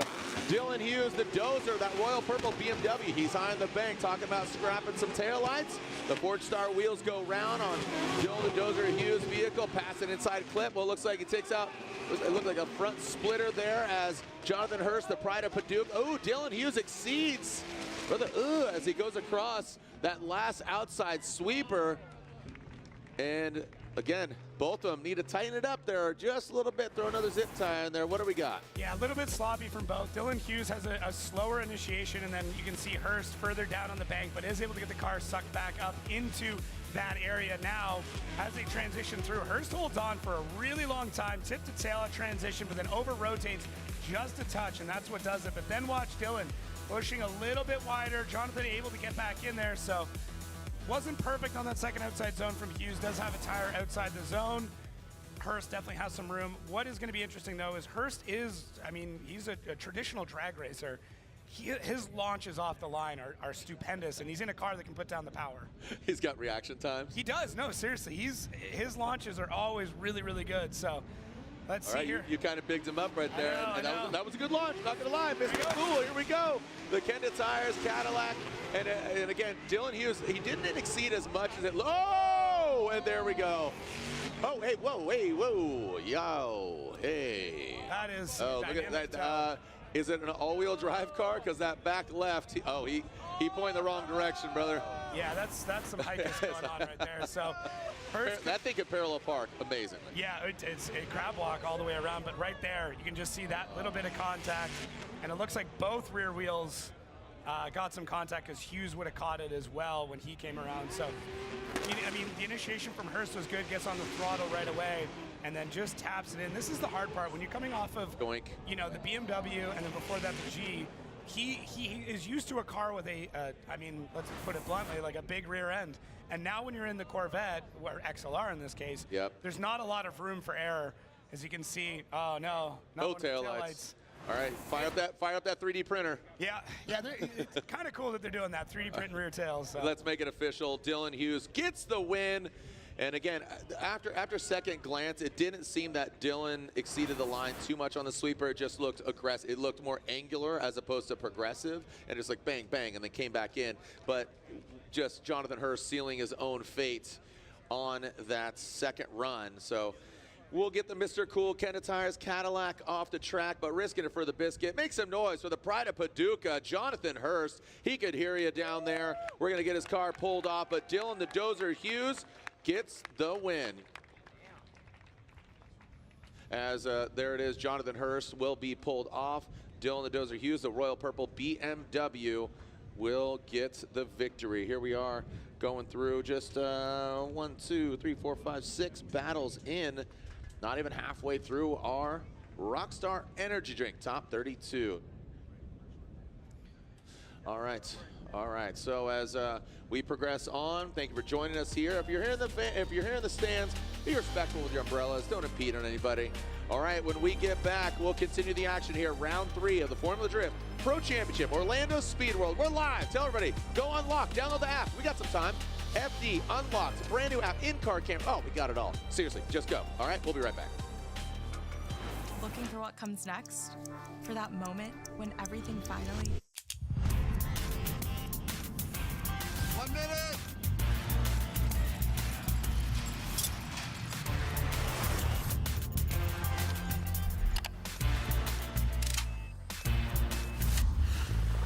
Whichever path you choose, it starts here.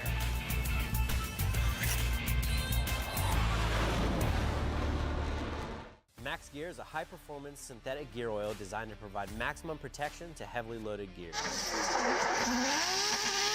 Slippery synthetic molecules and center-look additive package not only reduce wear, they virtually eliminate both gear and bearing wear. We run 1,000 horsepower through our transmission and differential all season long and never have a problem. Eliminate a variable. Drift with Royal Purple Max Gear. Pour purple, Royal Purple. You can find Max Gear at O'Reilly Auto Parts. モータースポーツで得た高度な技術、すべてのレイズホイール、一本に込める魂は永遠に変わらない。ビヨンド・ザ・レボリューション。ザ・コンセプト・イズ・レーシング。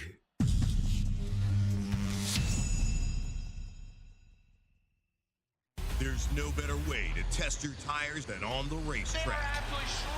That's why at Kenda Tires, we compete with the same tires we sell. And that's how the technology built into every Bethesda UHP Max tire goes from podium to pavement. Whether you're a professional driver chasing podiums or a grassroots enthusiast looking for weekend excitement, Kenda Tires are designed for your journey. NGK, the leader in high ignitability spark plugs, is proud to announce the launch of its Mod Performance ignition coils. Designed and built for performance, Mod coils feature custom primary and secondary windings to increase output and performance. Mod coils provide maximum levels of dielectric strength, voltage insulation, and durability. Level up like the pros. Choose Mod Performance ignition coils from NGK, the official coil sponsor of the Formula Drift Prospect class.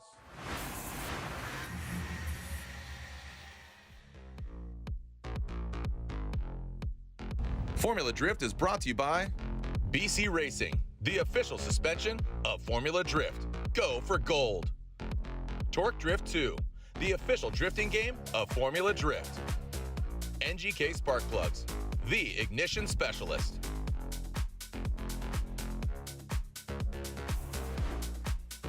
All right, we're back here in Orlando as we see Mr. Cool Jonathan Hurst taking the unfortunate tow truck ride back to the pits. If you get a chance at the halftime break, stop by his pits, go say hi to him and all the hardworking staff there. As we see our next set of competitors coming out on grid, that is going to be Rome Charpentier and Ryan Litteral, who did have a little bit of an issue there last night, but able to get everything back up and running again. But take a look. We have the new Formula Drift steering wheel cover, customizable fit, hassle-free installation, available at your local AutoZone or online at AutoZone.com. So, especially if you're here in Florida, right? Like, your steering wheel is going to get hot. Everyone's got those window blocker things in there. Why not cool off your steering wheel a little bit? Keep it cool. Keep it cool. Arizona's hot. Yeah. Speed Fit, steering wheel covered, available at AutoZone. All right, Jacob and I. Oh, Jacob, where'd Jacob go? Oh, I got the hat off. I know where he went. He has his too hat hot, off. man. He had his hat off. I don't know where he went. A beanie was a bad decision. He does have hair underneath that. Concentrated pop relief. Tattoo on the head. Do it. You won't. All right, RCP, Ryan Litteral. We are moving on to our next battle. RCP, little Formula Drift Instagram takeover. Ryan Litteral dialing it in. He had an issue yesterday that took him out of that seating bracket, but what's good is he found that issue. Now he's dialing in, but I'll tell you what, RCP is surging. The Garagistic BMW high on the bank blends in the green of the vehicle and that wall. Look at that, just chameleon, karma chameleon, red, gold, and green. Oh, we lose another bumper there in that killer crossover. Here comes Ryan Litteral, but RCP continues on, no problem. That dude has seen more hits, takes a lick and it keeps on ticking. And Ryan Litteral tries to chase him down. Let's run that back and see what went good, what went wrong. Yeah, RCP, love the initiation. Huge flick to entry there, and then Ryan Litteral has to scrub out some angle to kind of get back online, get back into the fight. And then Rome really holding things a little bit too wide through that inside clip. So that's going to be a bit of a detriment. That does have some impact on the contact that was made there from Ryan Litteral. So Rome was fairly offline through that section, getting a little too aggressive, holding onto the bank a bit too long, and that's what's going to cause that. You have the time coming off the bank, so you're able to hit the inside clip. So Rome, not a ton of angle through that first outside zone, holds on way too long, and that's why it goes wide, messes up some of the transition. Both drivers foot to the floor, keep on it, and then Rome, I mean, same thing, has to, because of that, pushes him wide to the next outside zone. It's tough. One mistake in the beginning. Yeah, it was more of the like hung it out to dry, right? Yeah. And we see that a lot in Seattle where it's like, okay, you have to leave. It's kind of like icing somebody on the start line. You're icing somebody in that chase position if RCP hangs it out there and then there's contact, you know, yeah. So, and you could see it right there. I mean, look at proof positive. Obviously the contact. Litteral hits him that front left corner. So little carnage. Yeah, a little bit. Even though Carnage isn't here, Carnage is here. Carnage with a C. Here in spirit. Here in Carney spirit. And looks like they are going to be deeming one of the drivers at fault. No. Okay. Okay. So they're going to let the drivers go back to the pits just to kind of take a look, make sure that there isn't any damage. That way they're not utilizing their competition time. Shared contact? Yeah. Yeah, kind of a mutual contact without an incomplete. It also allows them to get the bumpers off the cars, so we're not having to fight through that. And we can kind of keep everything rolling. They can take a quick look and make a call at that point. All right, so little lull in the action here, but they're going to tighten it up, those bumpers. With and down there in the pits, Laurent Nickel. Is Dylan praying for rain right now? Because we know he has a victory. Does he want rain? 2 years ago, his first victory was here, and I don't think anyone's praying for the rain, but I just wanted to draw everyone's attention. The contact against Dylan and Jonathan Hurst resulted in this, but the car is in good running order. We saw him get towed away, and he yelled out, "Sorry!" But there's no damage besides this. Yeah, so, you know, if you get hit in the wheel, it's or if you hit somebody in the wheel, it's like, okay, you can always change the suspension parts and hopefully didn't move a shock tower or something like that, but then it messes up your whole alignment. So you're like, that's kind of a bummer. Then you take a hit to the chassis and you're just like, oh, sweet, I don't have to mess with the alignment, but now we have a scar in the chassis forever. So it's like, it's a double-edged sword either way, but Hurst is just such a stand-up dude. I got big respect for him, and like you said, when he went by, he just goes, "Sorry," on the back of the tow truck. So he's a really good dude. I love running with him. I think he was running for it. He was going hard. So I kind of got lost in the smoke a little bit. Kind of couldn't really see him that well, but took a little whacker to the side, but I'm stoked to be moving on to the top 16. So I think we got Odie next, and we'll give them what we got. So I'm stoked to be here, and car's running awesome. Huge thank you to the team, Carlos Alessio, Dad, Mom.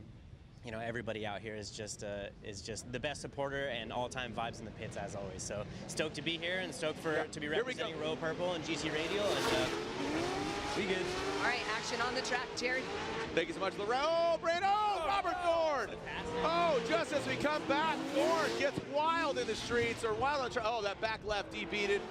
Oh no, Brandon Sorensen out front, he's got the clean air. Thorne tries to stay in it, but that back left, and oh boy. So, contact there under his own accord. We'll take a look back at it, but it didn't seem that Brandon impeded on him at all. No, love the initiation there from Sorensen, how he swings the rear end out, and then as we can see here, Thorne trying to dial things in. Looks like the car grips up, either loses power or something, and then that's it, into the wall. Sorensen may or may not know. I'm not sure if his spotter's doing real-time communications, but finishes off the run. Good indication of what his lead runs look like. Would like to see a little bit more angle coming through there, but you know, not too bad. I think everything is going to be okay. Good wave there from Brandon Sorensen as Robert Thorne does exit stage right. And yeah, that is a rough day there for Robert Thorne. Nobody wants to see that. I mean, I'm not sure if the car gripped up. Like I said, lost power. Something had happened that basically caused the wheel speed to decrease, and that's what causes the car to grip up. And when you're on a bank like this, if you lose power at any point in time, you're just going into the wall. And that's the hardest part with running a bank. There is no margin for error. The actual way to escape it, if you think you're going to mess up, is to throttle in and put more power to the ground and then start to aim it towards the grass. Anything else, you're going to go back on a tow truck. And it's really interesting the way the car builds have progressed. You know, they're putting a lot of, you know, back in yesteryear, intercoolers out front, you know, radiators. They put them out back for efficiency, also weight, you know, weight distribution, all these different elements and refinement. Again, that seems to be the theme word. It's a crazy word of the day. But with putting some of the critical stuff out back, you know, do you back it in? You have bash bars, you know, to just, so like you said, powering and hitting that and saving the front end as opposed to the back end. Yeah, they move components around to change the weight distribution, but also to be able to service the equipment quickly. If you have your rad out front, you take a front impact, that rad is done. Now, we don't see as much of those really hard rear end crashes, so putting those vital components near the back is actually much safer for the car. Yeah, you can see just right there. I mean, look at Simon Olsen's car, you know, Rudy Hansen, they're, you know, scrapping that back quarter glass. And again, just to clarify, there was no incompletes between the previous drivers, and we were talking about that of RCP and Ryan Litteral. So it is a courtesy comp timeout. It's not even a comp timeout. It's a courtesy, go fix your car, come right back. Yeah, exactly. So not utilize the competition timeout. The judges don't even need to deem it at fault. It's a courtesy. Take a look, make sure everything is safe, get back out here. Let's go. All right, so Simon Olsen, Rudy Hansen.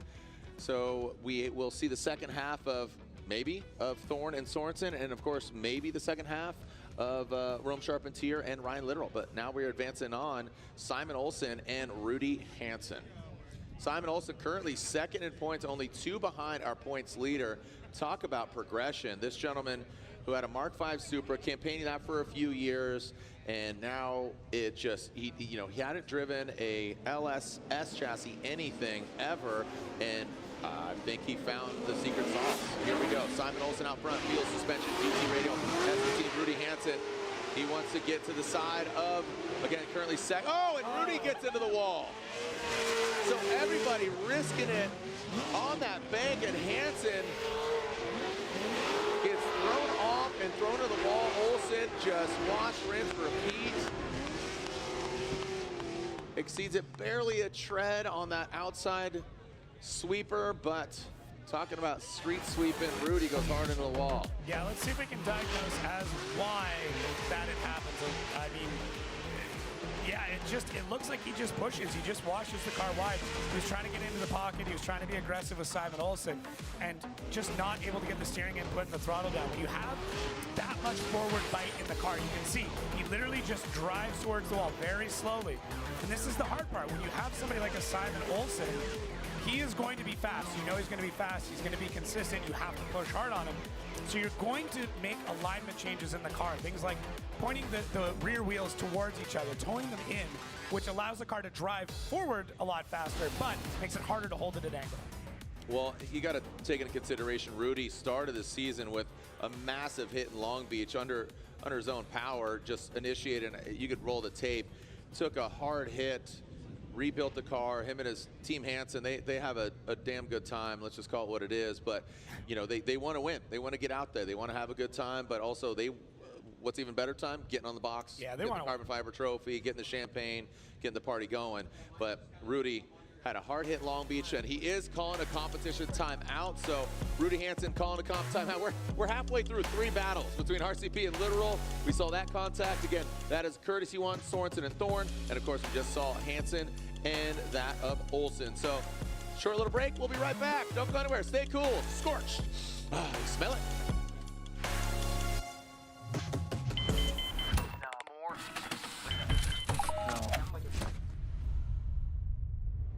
Is this it? This is it! Passionate about a life in racing? Circle track, drag racing, drifting, or monster jam. Find it all at the University of Northwestern Ohio. The passion here is very different than I've seen any other school. You guys set them up very, very well to succeed and to win in a big-time way. The fact there's a school you can go to for racing is just a little bit insane, but it's very cool because it gives kids like me the opportunity to chase that dream. See where your future can take you with a high-performance motorsports degree from the University of Northwestern Ohio. If this is your idea of ladylike,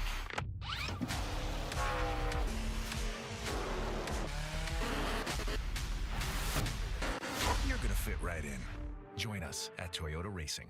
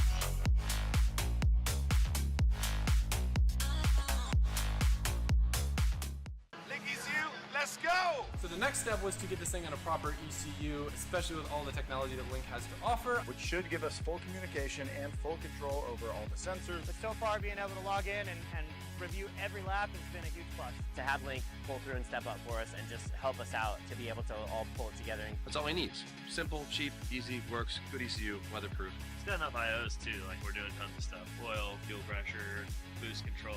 All those features I have thanks to the Link ECU.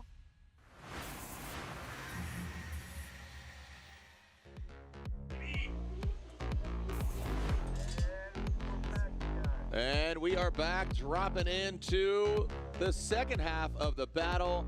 Again, just to remind you, no incompletes between these two. Contact was made of the killer crossover. We'll take a look at the replay just to refresh not only your memory, but obviously the judges, as we are now 3/2 of the way of 3 battles, right? And here's the second half of the Litteral RCP battle. Yeah, Rome staging back pretty far there. It's interesting. Yeah, I wonder, I mean, usually guys do that if they're concerned about power or speed against the drivers. So I'm wondering if maybe there's something going on with Rome's engine or power-wise, because that's the only reason I could see him staging that far back. I mean, he hung on the wall for quite some time, and yeah, that might. Oh, there he pulled up. Mind games, bro. He's playing mind games. Here we go. Ryan Litteral out front. That's Sim Magic, Sim Racing, Sunoco, Cola. Oh, and you might have called it there, Jacob. You see him kind of falling down, but then keeps back up. Ryan Litteral back on it into that inside clip. Whoa, RCP wrong side of the clip, trying to shake up Ryan Litteral, but shook and not stirred from the IE boy. Look at that poise, posture. RCP with that FD takeover takes out himself. You know, I'm just calling. I know. I don't want to get ahead of myself. Yeah, so let's see. I mean, okay.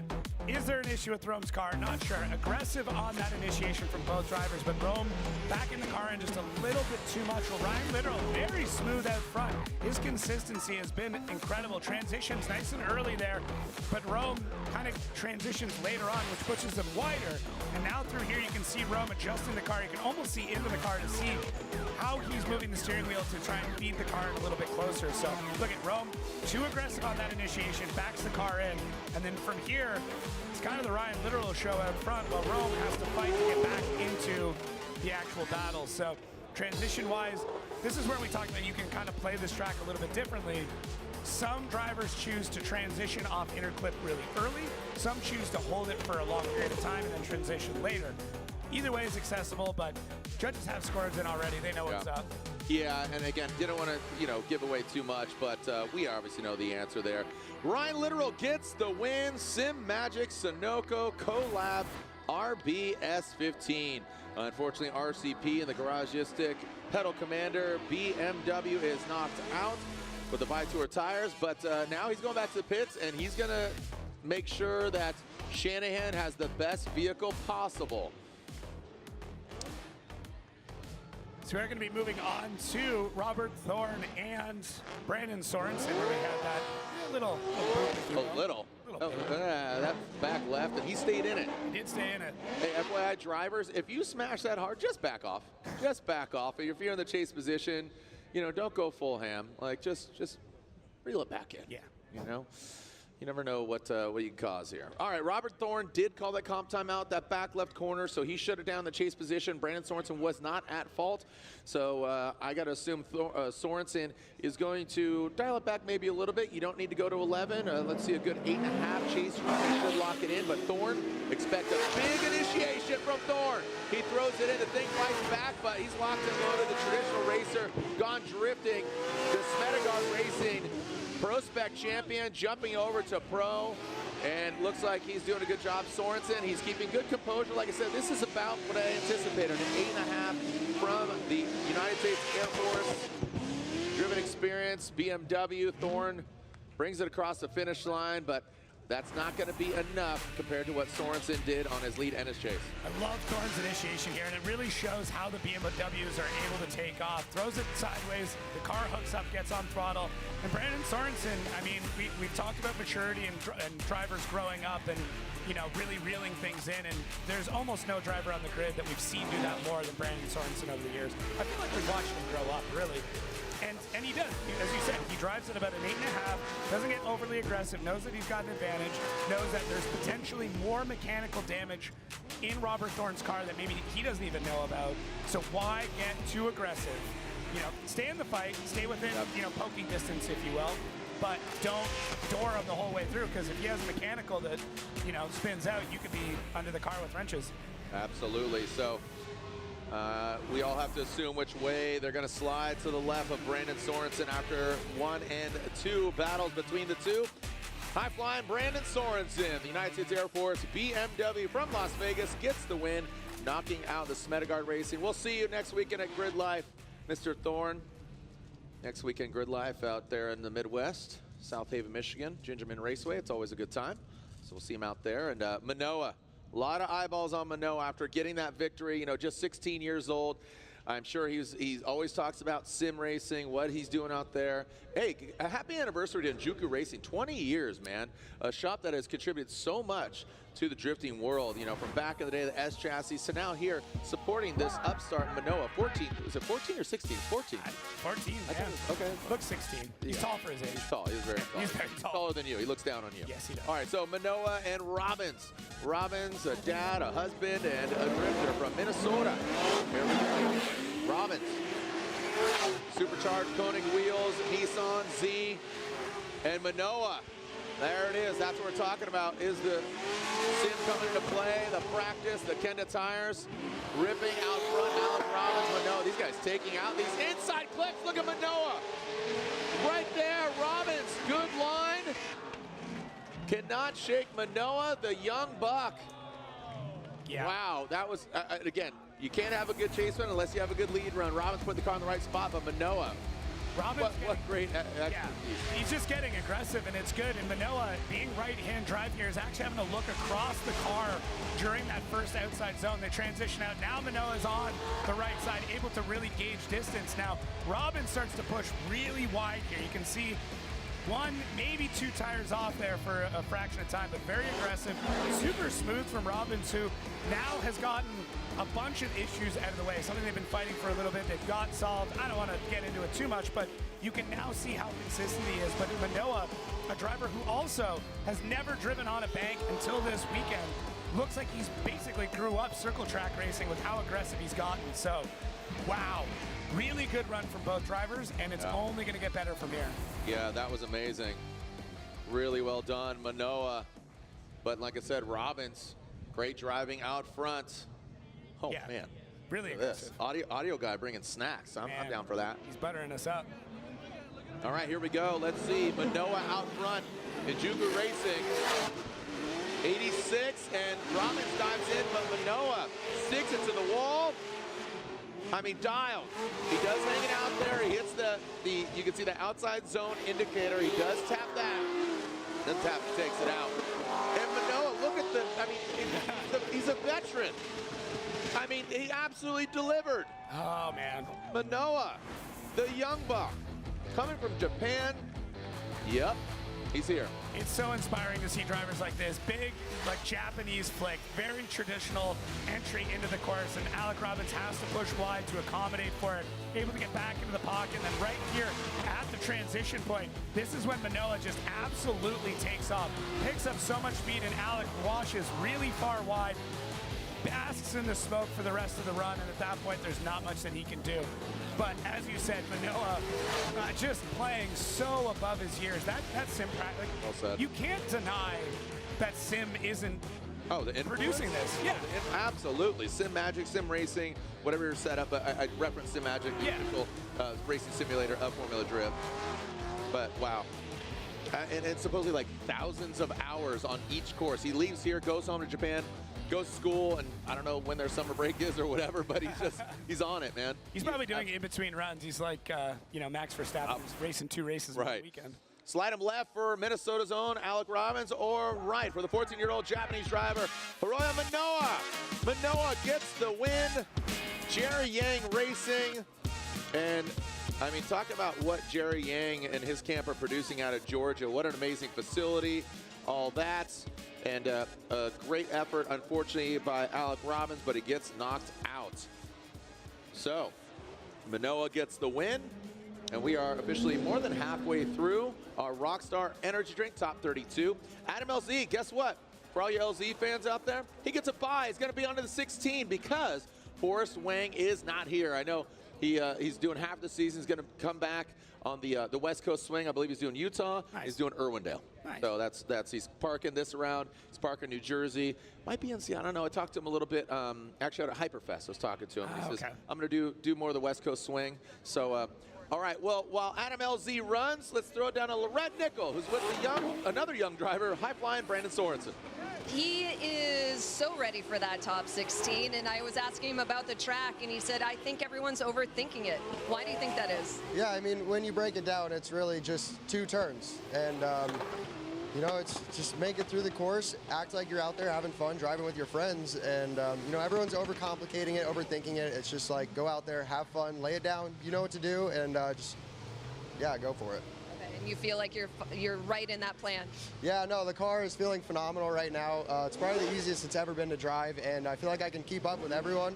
So we're definitely sitting in a good spot. We haven't had any mechanical failures for the last 5 rounds, so, oh, no, sorry, 4 rounds, whatever round we're at right now, but no mechanical failures, no drama, and yeah, you know, just happy to be here, and everything's working good, so can't complain. Brandon, thank you so much. Jared, back to you. Thank you so much, Lorette, and seeing some Rockford Fosgate hats, some talking about the beats and the sounds and looking good, feeling good.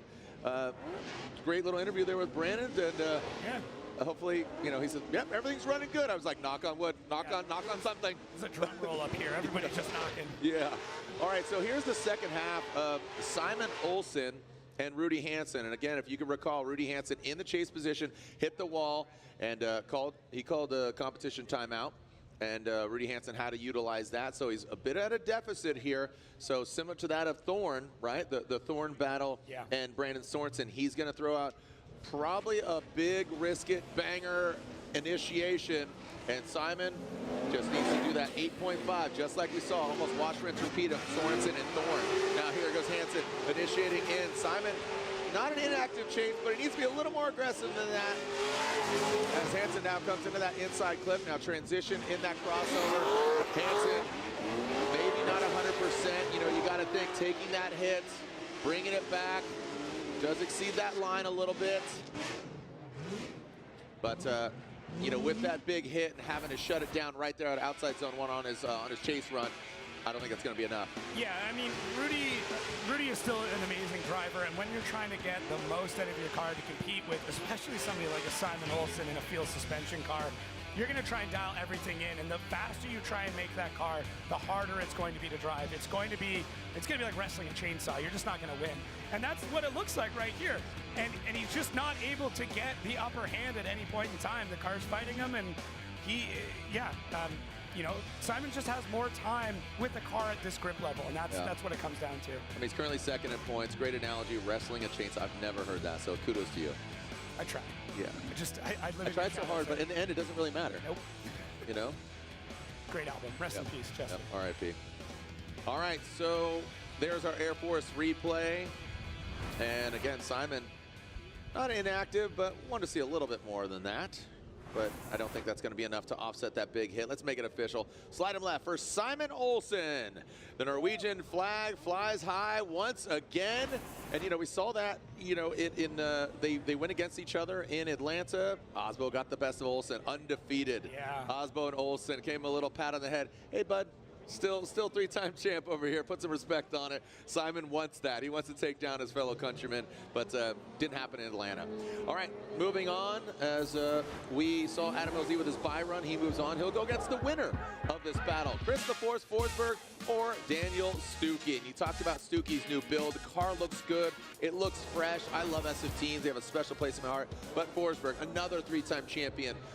You know, he was transparent about what broke the contact for him in Atlanta. It was a shifter that bent and grinded, and it just showed all the broken parts. So ideally, he has his VR-powered all-new Nismo Auto Parts NOS Energy Drink Z back up and running. But the M-Spec team, you know, you talk about what Cole and the team is doing over there, Casey Cole and Stuke. Those guys are creative. They've lightened the car a ton, went on a diet, more power. This is a formula for taking down a 3-time champ. Yeah, cars are rocket. Here we go. Chris the Force Forsberg talking about that VR-powered all-new Z, throws it in. Oh, we talk about it, but Stuke, failure to launch, doesn't have the angle, but Chris Forsberg has the right spot. Looks like we got contact. There was some contact on the gate, and again, you saw Stuke not able to initiate. Looked like he dove in late on that bank. This is gonna be the truth serum. This is the indicator. Yeah, let's see here what happens. So there is a decel zone that we have to keep in mind, but Stuke, like you said, failure to launch, starts to dive in, and then right here, just too aggressive. And when you put your wheel into another driver's wheel, it tears it out of your hands. And right? you can't turn. No, there's nothing you can do. Counter. Yeah. Honestly, there's nothing that Forsberg can do in that kind of situation. Looks like he just throws a little bit of throttle to get himself away from the wall. to make sure he doesn't backspin into it. But yeah, you can see there, just tries to throw a little more throttle. Yeah, sorry for Stuke. I mean, he was fighting some power steering issues earlier this weekend. They were telling me, as you said, a 5-cent part took him out, threw the car into the wall, power steering. It was a plug for a sensor. That's all it was. Yeah, just a little plastic piece. Shut your mouth. I know. So hopefully there's no actual issues here when it comes to the power steering that would have caused it, but I think Stuke felt like he was behind, got a little aggressive, pushed into Forsberg. Well, there it is. So it looks like Stuke is at fault. If they wanted to inspect the vehicles, Chris Forsberg can, but Stuke already just pulled to the line. Forsberg spotter's here. So Stuke is at fault. If Chris Forsberg wants to inspect the car, he can, but he doesn't need to, unless it's at his discretion. Yeah. So again, Stuke's at fault. If he wants to inspect the car, he would have to call a competition timeout. Looks like he's already at the line. He's rip-roaring, ready to go.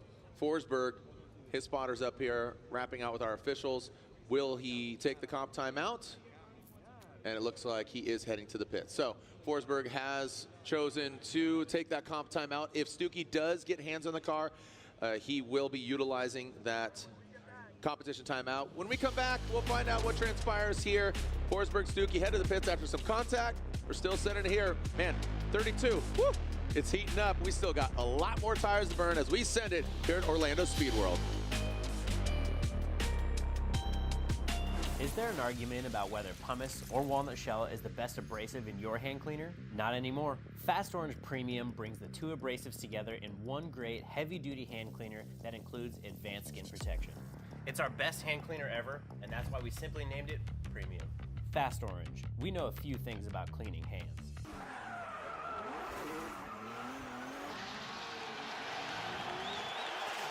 Welcome to the streets of Long Beach. Look at that. It is a beautiful day here in Southern California.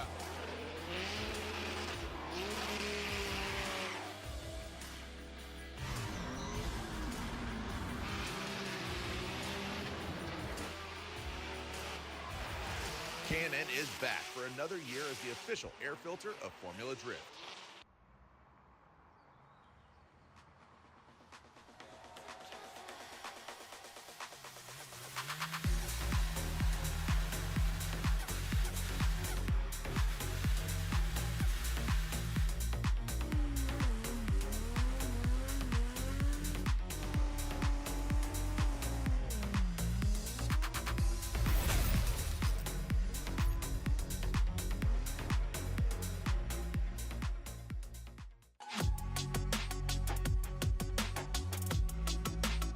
The final touch to my dream build is a Sony Mobile ES system.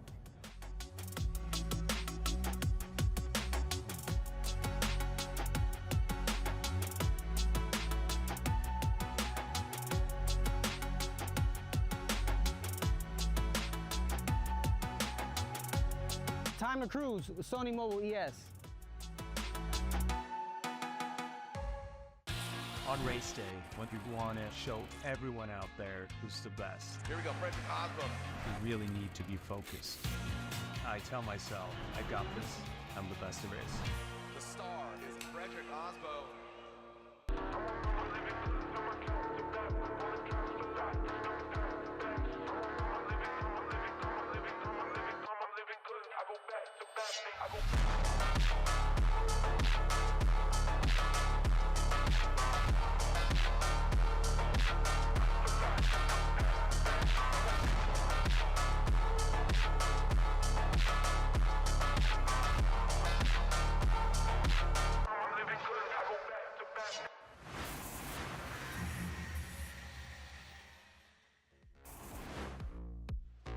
Dropping back here into Orlando Speed World. Saw a couple moments there talking about Sony. Speaking of Sony, 15 to 25% off Sony car audio products.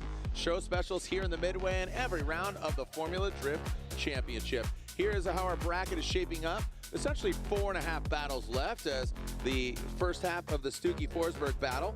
Adam LZ will go against them, but what do you point out here, Jacob? The Minowa Olsen? Yeah, that's going to be something else.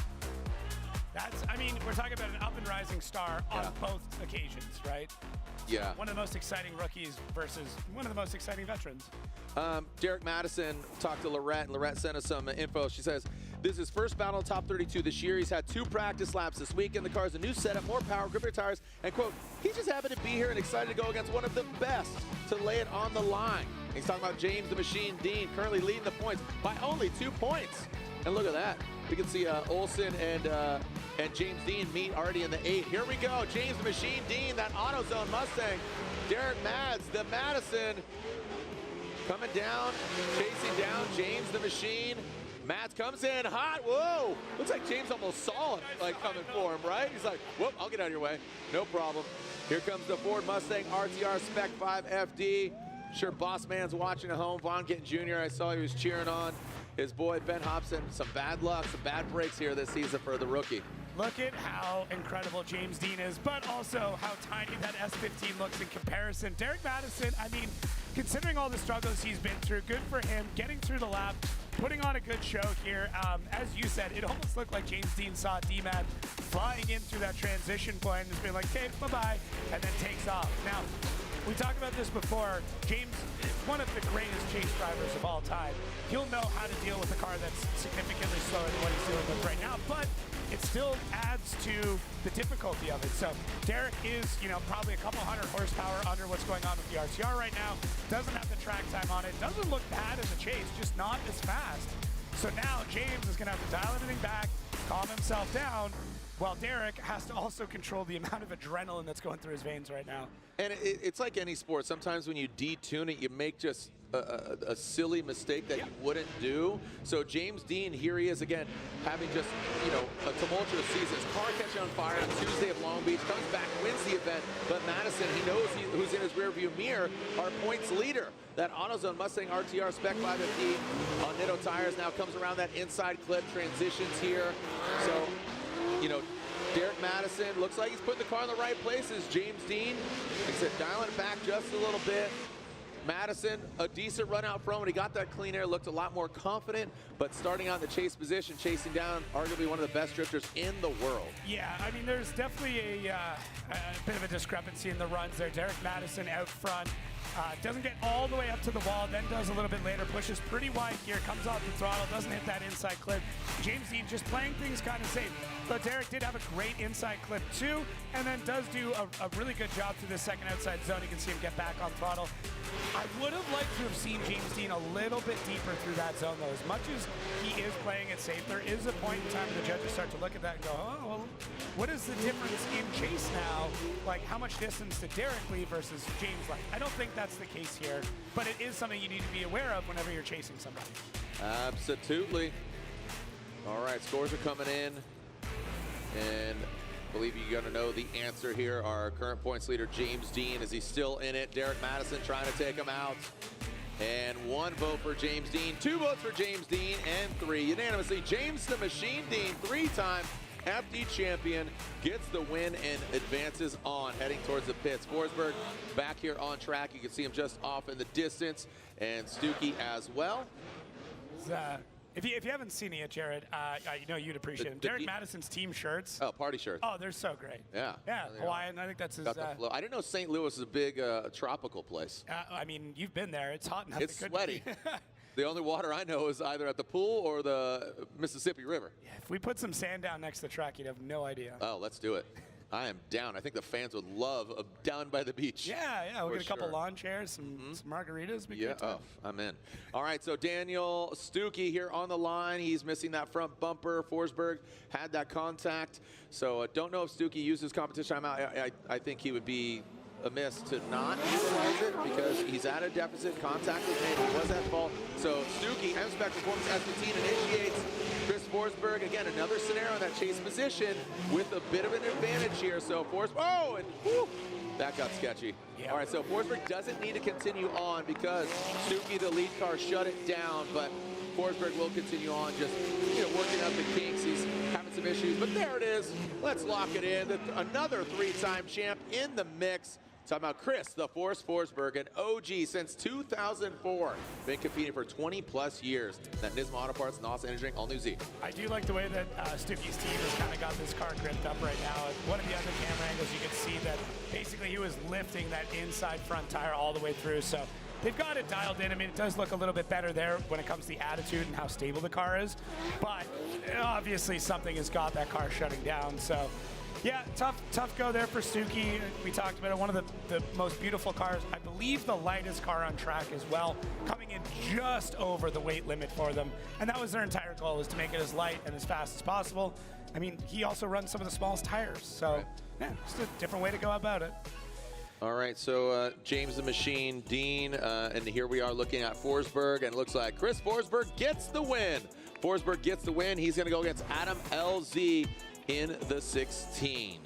So there we are, the Drift Alliance founding member, him, Von Gittin Jr., Tony Angelo, Ryan Turk, the OGs, even Alex Fife. Let's throw some names out there. Yeah, back in the old DA days. Yep. And now we're looking at, speaking of back in the days, Jacob, you posted a photo of you meeting Turk 10 years ago. Yeah, I did. Both you guys look like puppies. And I had a toque on. You did have the best part. A beanie for you Americans. I'm trying. Yeah, it's all good. All right, so Jonathan Castro, Ryan Turk, Dominican Republic's Dominican's finest from Santo Domingo, Jonathan Castro in that Toyota GR86. He is in the LTH vehicle. I know he's got a lot of Dominican fans out here. I got to go visit him. He lives on a golf course, and I love golf, and I love Dominican Republic, and I love Jonathan Castro and his family. I'm going to see him in September. Oh, yeah? Yeah, it's my buddy Clayton, who's probably watching. It's his wedding, so we're going to maybe try and get something arranged while we're there. Yeah. Or let's head up to New Hampshire. Let's go see the Rain-X family, the Rain-X Toyota GR Corolla. I know Shandy Pants is in the building cheering on her husband, and this is Ryan Turk in that Toyota GR Corolla. He's on Nitto tires, the Rockstar energy drink pilot. And here comes Jonathan Castro through the chicane. And now Castro initiates Ryan Turk in that hot hatchback. He switched it up to a 6-cylinder, no longer 4 turbo nitrous. Now he's running the same engine that's actually in the Aasbo Supra. He lunges forward. Castro, look how dialed Jonathan Castro is. Castro out front. Look at that, right in the crease, and Ryan Turk lunges forward. Maybe a little tire tap. See if we get any rubber exchange. Looks like a little kiss on the side. Yeah, so Turk looks like he got kind of choked up there. Now, Castro probably could have been on throttle a little bit sooner. You are able to have a bit of a decel at initiation, so that's fine. Turk not in super tight, but then that dive right there, so perfect time to get the car back in the pocket. Now we come through here. This is where Turk starts to hunt him down, reel in the rope as they come across the line. So Castro up front, though, I mean, the only thing I saw was a bit of a hesitation in the initiation there. Doesn't get on throttle right away, pulls a little bit of angle out. But other than that, great run from both drivers. Turk does know that he's going to have to clean. He's going to have a better first outside zone to really crush this. And the hard part is, you know that Jonathan Castro has arguably one of the greatest chase runs in drifting history at this track against James Dean. So he can throw down. That was, again, still probably my favorite run of all time. Yeah, that was beautiful. That's the clip I show people. Yeah, that's that's good. I appreciate that. Yeah. We appreciate that. I'm not, yeah, got the chills. Oh, it's so good. So they're just discussing right now, was there any contact at any point in time if the drivers want to essentially go and check to see if there's any damage to the vehicle, any alignment, anything like that. It doesn't take much. I mean, you got to remember the amount of weight that's, being pushed onto something like a tie rod that's only a few millimeters thick. So something's going on here on the back of Ryan Turk's car. Might have some tire particulates on fire. Okay, and this might better. So we're just deliberating here on if there was contact and if they will have a courtesy car inspection.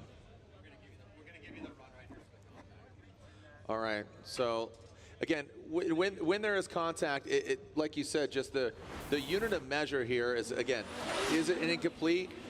No, there was not an incomplete. They finished the course, but the contact, is it justifiable to give them a courtesy car inspection?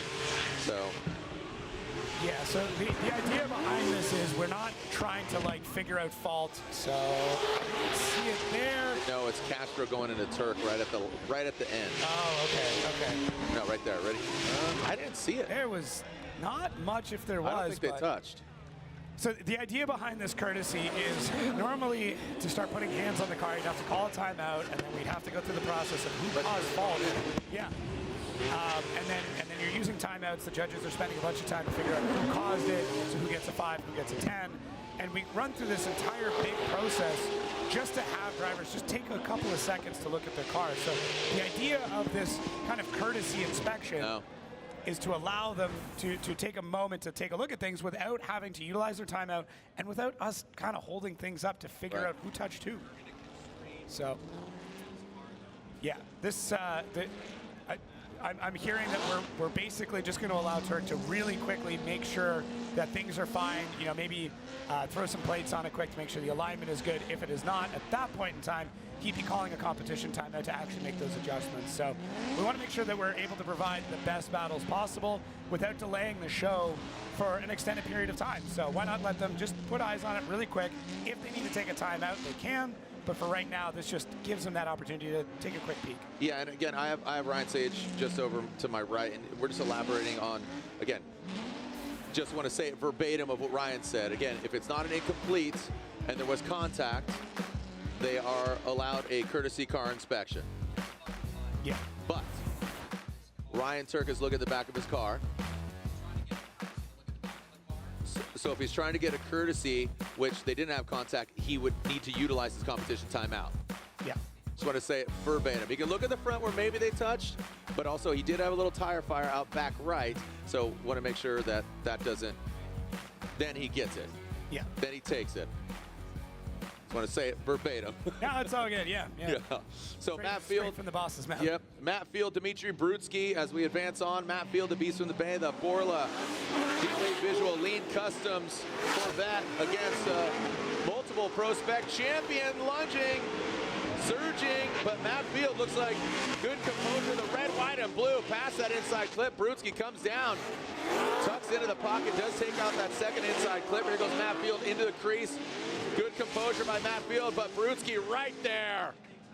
Wow. Great lead run, and Field, I think that was a victory for him. He's just had some issues here and there, but it all came together there for Matt Field. Yeah, I love the way Matt Field initiates into the wall, basically plants it, and then is able to push all the way through. And right here at the end, you can see adds throttle, and then in doing so is able to add a bit more angle to the car and then get through that first inside clip. Well, Dimitri Brutskiy behind him, traditionally a very consistent driver, is able to utilize that, but also keep his speed up. And those are two things that are very difficult to do. You can be consistent but slower, but consistent and that fast is very difficult to do, especially against somebody like Matt Field, who has a ton of experience at this track, a ton of experience in that chassis, and is super fast. You can see here in our bottom right-hand corner, Ryan Turk's team taking a quick look at that. I believe we'll be finding out here shortly if this falls under the category of utilizing a competition timeout to actually start to work on the car. So that is my understanding of it, is once you actually start working on it, at that point in time, you need to utilize a competition timeout. So we're going to be swapping it back over. Yep, here we go. So again, here's the second half of this Brutskiy Matt Field battle, taking a look at, again, what's going down here on track and off track. Brutskiy outside zone, Matt Field, good proximity for him. Brutskiy, dials it in. Matt Field center punches that second inside clip. And Brutskiy continues on right in that crease. Good proximity. Whoa, buddy. Looks like a little might have been a door tap as well, but again, let's look at it again. So Brutskiy with a more of a straight line approach when it comes to this. I would say less angle out in the lead. And as they start to come through here, you can see just how smooth Brutskiy is coming into that inside clip, but Matt Field gets almost too aggressive through the transition of the second inside clip, and that's what caused him to push back. And now you can see him trying to surge and basically wiggle that car forward to get into the pocket as they're still, tandeming basically going after the finish line. And I know the judges are already going to be asking for a side-by-side on this, because we need to compare both the leads and the chases to understand, obviously who filled the zones better, but also who had better proximity. Matt Field does have a pretty big, mark against him when it comes to that inside clip. So They do have slightly different lines when it comes to transitioning between the inside clips. As we wait for our side-by-side to pop up, you can see both drivers kind of chatting with each other. It was a great, I mean, it's a great set of runs. That's the level of driving that we're going to see, you know, top 16 and up, and it's cool to see it here in top 32 already. Absolutely. So taking a look here at our BC Racing Go for Gold. BC Racing, the official suspension of Formula Drift. A lot of drivers running BC. What are we seeing here? Yeah, so Brutskiy here in the chase looks like he wasn't as aggressive, and then through the transition, this is where Matt Field makes the big mistake. Now, as we start to come through this section, Brutskiy is already well on his door, whereas Matt Field, you know, has to push it a little bit more. Not lined up perfectly, but it does allow you to kind of go back and forth to understand both runs. So it's not an easy call either way for the judges. Yeah, I mean, honestly, I wouldn't be shocked with either driver or a one more time at this point. All right, so waiting the outcome here. Are they going one more time? Slide them left for Field, right for Brutskiy. One more time. Oh, one more time. So they're going at it again. All right, so as we're heating up our next vehicles, let's throw it down to Laurent Nichols with Kevin Wells. Hey, Kev, if you can see all the work going on behind us at Ryan Turk's pit, what's happening down here? Basically, it was free fives, basically due to contact without an incomplete. So the contact was in the front end on this car. It bent the lower ball joint, basically equivalent of. So they're replacing that. But when he pulled back to the line where they were making this decision, there was a tire fire. So they opened the back to make sure everything was good in the back. And yeah, this is the melted harness. So they popped all that out for that side tail light just to make sure nothing else happened. So clean that up, and hopefully they're gonna make it in the next 20 seconds. Yo! So it looks like they're having 13 seconds left, and if they don't get the car rolling, they will have to call it 5. But team working really hard. The pin's going in. 7 seconds, 6, 5, 4, and Ryan Turk rolls away. Wow, wow. So what I'm gathering there is that a competition timeout was not utilized. That was a courtesy, right? Because of the contact.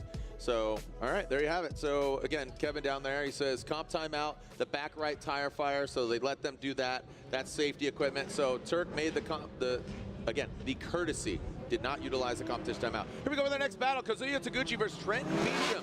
Kazuya Taguchi hitting his stride. That up the rise, Jerry Yang Racing, ISR Performance, 86, Trent Beechum, LS-powered BMW from Southern California. Next in tires, now coming through the power rally, killer crossover into that second inside clip. And there we go, changing into that sweeper. There goes Kazuya Taguchi and Trenton Beechum. So good straightforward battle from them. Yeah, I like the way that Beechum kind of gives up a little bit of proximity just to mirror the angle and line that is Kazuya Taguchi. So Kazuya does not really get on the throttle till a little bit later. I mean, that was a pretty big delay there and a huge left foot brake to get the rear end of the car to rotate around. And then Trenton does a great job punching through at this section. And then as we get into our second outside zone, this is what I'm talking about, where he mirrors the angle and line, but gives up some proximity there. You can see other drivers, especially like a Connor Shanahan, who really, really pushes the car in, gets a ton of proximity, but scrubs a lot of angle to do so. So, I mean, a couple of different ways you can attack this. I mean, we want proximity, line, and angle, all of those together, but sometimes you have to give up one to start reeling in the next. Reeling in the years, here we go. Trent Beecham out front. Extra tires, Clonex BMW. Looks like Trent initiates at the right time. Not a huge degree of angle, but that allows Kazuya Taguchi to, as you say, mimic the angle there. So good composure by Taguchi. Trent, oh, there comes Taguchi right there. Showing and establishing a little bit of dominance there towards the end. Again, doesn't mimic that angle exactly, but good proximity. Let's take a look at it. Eye in the sky. Yeah, so Beecham has a different approach. Lights up the tires really early, gets the initiation on really quick, whereas Kazuya was struggling a little bit with that part. And Beecham not super fast through this section, but a lot more consistent. And Beecham hasn't had a ton of practice this weekend, was fighting a couple of mechanicals, but right here is where Kazuya Taguchi is able to really get a ton of proximity. But in doing so, he actually has to back off so he doesn't completely push in the door of Beecham. So it's tough. You want to get close, and this is where, personally, I like to see what Trenton Beecham was doing, where he gave up some of that proximity to make the run look a little bit better when it comes to the angle and line. But there were some mistakes that were made by Trent and Beechum, so it'll come down to what the judges think was more impactful from the whole, from both runs basically combined at that point in time. We are hearing that Ryan Turk is calling an additional competition timeout. Wow. Turk, yeah, so even given that courtesy, throwing it down, trying to get it closed, all those things, trying to button it up, they pulled away, but he did, in addition to that courtesy, is calling a competition timeout. So getting hands in the car, something wasn't That's why I don't rush ideal. Yeah, but I mean, it was good strategy, but just not enough. Bold move. Yep. All right, so Ryan Turk does call that comp timeout. Here we go, Kazuya Taguchi, Trent and Beechum. And slide of left for Taguchi. All right, for Trent Beechum, taking out Kazuya Taguchi. Beechum gets the win, advancing on to top 16. And Trent and Beechum pulls off. Taguchi pulls off as well, but Beechum will advance. Beechum will go against the winner of Field and Brutskiy. They have a one more time battle. And again, keep in mind, Castro and Turk saw a little bit of contact there. Courtesy, comp timeout, this, that, and the other thing. Carry the one. Guess what? It all equates to a damn good time. Round 3 of the Formula Drift Pro Championship continues. We'll be right back. We got one more time of Field and Brutskiy, and the second half of the Castro and Turk battle. Don't go anywhere.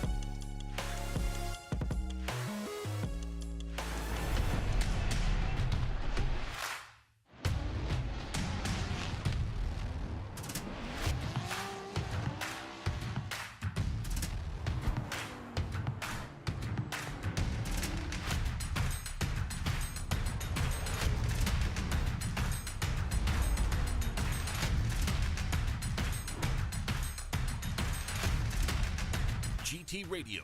Experience ultra high performance.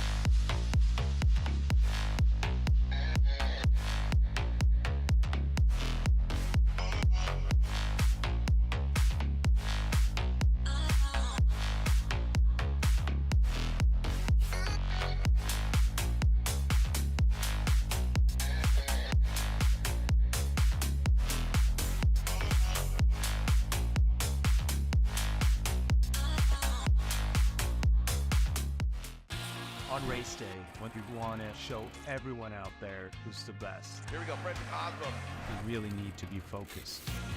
I tell myself, I got this. I'm the best there is. The star is Frederick Aasbo. If your answer to the summer heat is let it rain, we're looking for you. Join us at Toyota Racing.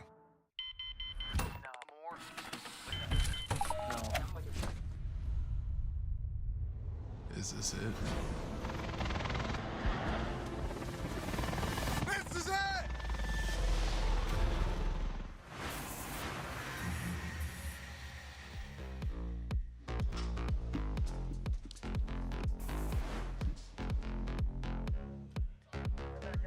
And there it is. We are in the Fast Orange competition timeout. What we thought was going to be a courtesy, they buttoned it up and it wasn't enough time. So they called the comp timeout, pulled it back in so you could see him getting the alignment plates out, making sure it was good. So, I mean, look, even though they rushed it, it's the smart thing to do, get it out there if they're 100%. Because here's the reality of it is neither Castro or Turk had an incomplete. So there isn't like an overbearing advantage of Castro over Turk. And, you know, I know, right? So here, let's take a look at it again. Yeah, you might as well get it right here. So assuming this is that spot of contact that they were talking about, right in there. So it doesn't, like I said, it doesn't take much, I mean, you're talking about cars that are well over 2,000 pounds into the 3,000 pound mark. And when you have that bit of contact a couple miles an hour, it's going to bend some things. And the majority of the suspension and steering kits in these cars are meant to have a weak point that's going to break on purpose. That way you're not bending subframes, you're not breaking knuckles.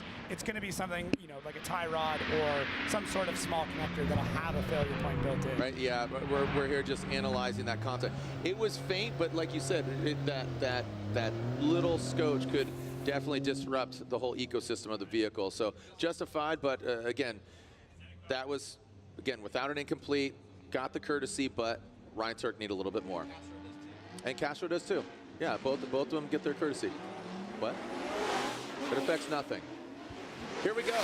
Matt, the Beast from the Bay, Field, Borle exhaust Corvette.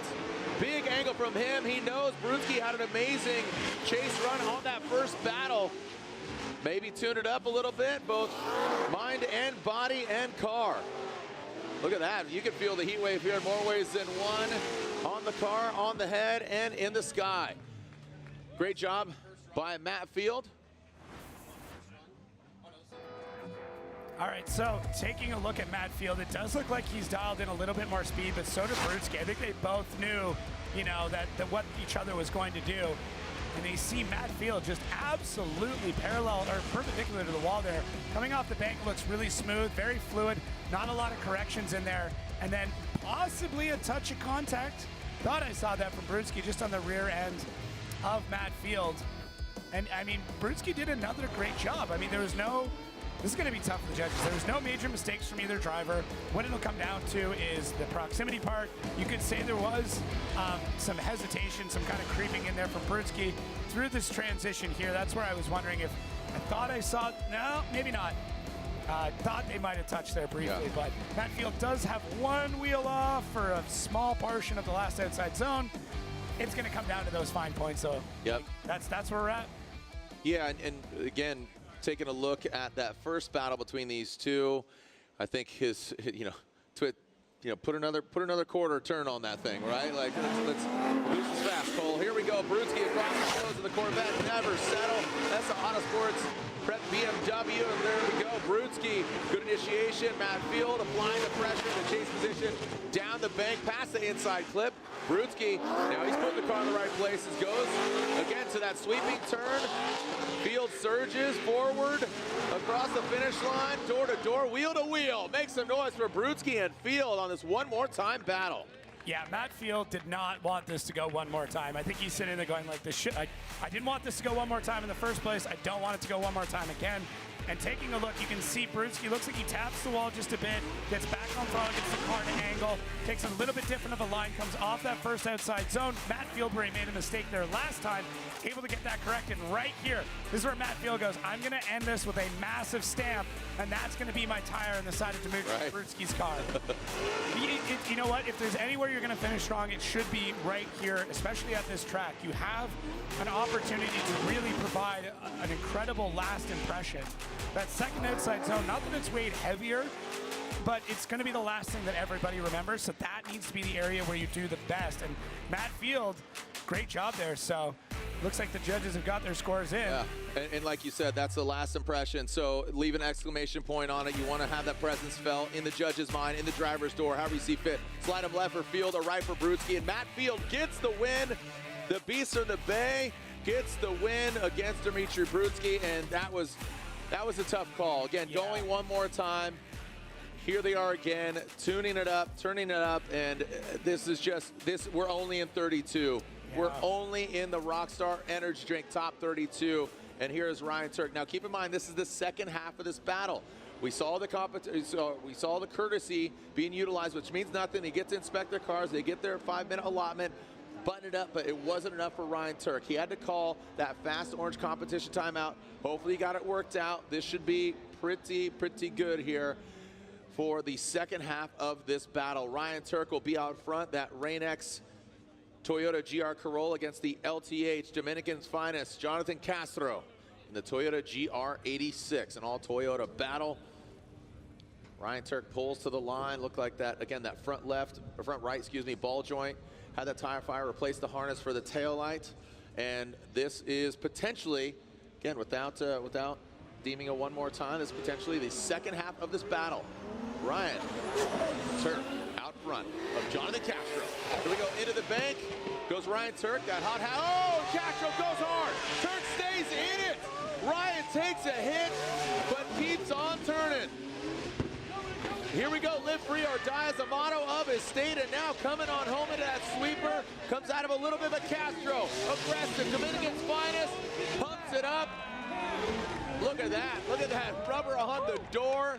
Courtesy, gave him a little car tattoo, a little zapper on the side. Wow. Yeah, we're back. This is great. Okay, Ryan Turk, good initiation, gets right in there now. You can see, there it is. Jonathan Castro diving in real hard. Turk on throttle, and Castro just going, okay, I got to get back in this fight. And a little bit of contact there, but they both keep going. Now, Ryan Turk here has to dial in some angle. We see some wavering and pushes out a little bit wide, while Castro in the chase doing a great job, pushing really, really hard, as you can see here. Watch this. Initiation, Castro back on throttle, boom. Ryan Turk pushes the car even deeper into the zone at that point. Took a little shove, thank you. I'll keep going. Turk could have been a little bit deeper through that inside clip, could have been a little deeper through the second inside clip, and then through this outside zone, like I said, we see a little bit of wavering. Does have one tire that comes off for a little bit of it, but nothing too crazy. Man, it's hard to call what Castro did a mistake because it was so awesome. It was, I mean, look at these guys exchange. This is a battle, but they, again, Castro is operating his own team. He's no longer operated by the Papadakis racing team. He is at the reins. He's at this, he's at the helm of operating his own team. The LTH, new sponsor. He's on Kenda's. He's, still running part of the Toyota campaign. Really busy working with Toyota, Dominican Republic. Ryan Turk, he switched engines. He went from the 4-cylinder nitro turbo. Now he's got the 6 that is in the Supra. So that's more horsepower. A little bit of a, different setup. You got to think weight. You got to think how the car handles. Ryan Turk has been trying to shift over to that. Atlanta, a very uncharacteristic mistake by Ryan Turk.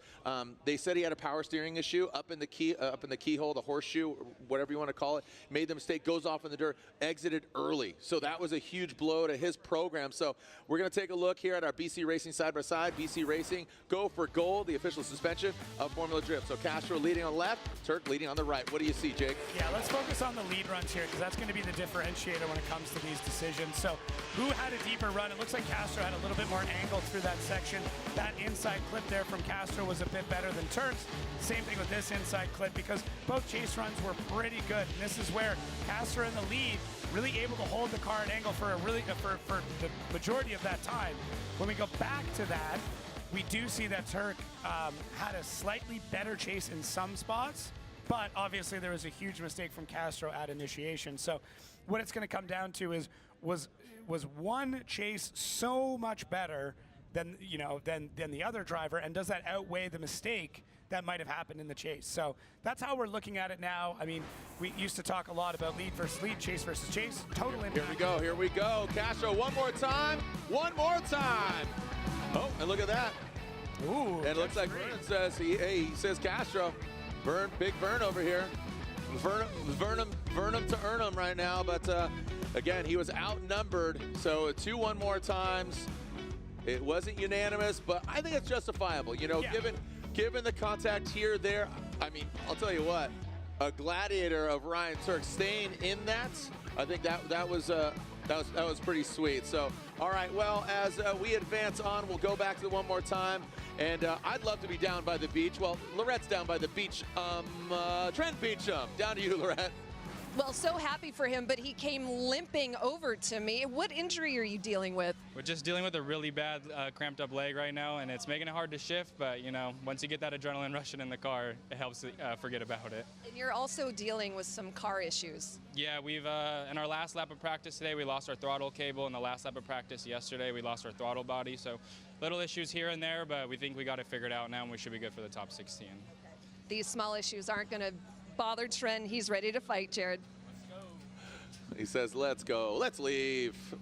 Everybody's all about LFG. I said LFL. Yeah. All right, so what we thought was going to culminate to the end of our Rockstar Energy Drink Top 32. You can see all the cars through the line. See on the left-hand side, it went all the way till the vanishing point. Packed. Yeah, packed. So Hey, throw your hands up where your eyes can see. We're live around the globe here. Our main bleachers. Got the hats out. Ryan Hardenbrook, Chucky the golf bench in the building, the Cigar Dawn in the building. I know they're here. Gonna play some G tomorrow. Look at these fans. They're you know, these guys, they're hardcore. Yo, look at this. Got some nice LZ Drift HQ hats on. I mean, it is. Anybody got a sweatshirt? It's cold up here in this announcer's booth. I'm joking. Yeah, the AC is just too much. Oh, this AC is just blowing. All right, all joking aside, thank you guys and gals and drift fans of all ages for joining us here. Who's got best dressed right now? Oh, this guy, he's too cool. He's got the, oh, hey, 413, son. What do we got there? Look, he's got 413. I don't know what gang that is, but oh, look at that hat. That's sombrero. Holy cow! Tell me that's made of nachos. Please, there's a chip dip up top. There's also in the point of that thing. Got a Mazda fan over there. Hey. All right, well, we're having some fun here. Stay cool, stay hydrated, SPF, because we have a halftime break after this battle. Again, this is supposed to be the last battle, but again, this will all culminate. Local time here is 4:45. This is intended to go till 6 o'clock, so we're gonna have a good time here. Again, taking a look, halftime break. We kick things back off at 7:45. So again, one more battle left. Turk and Castro when we come back.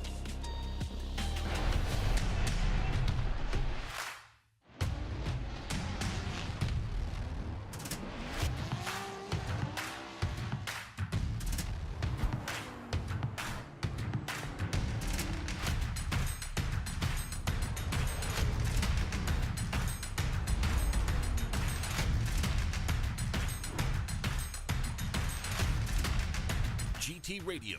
Experience ultra high performance.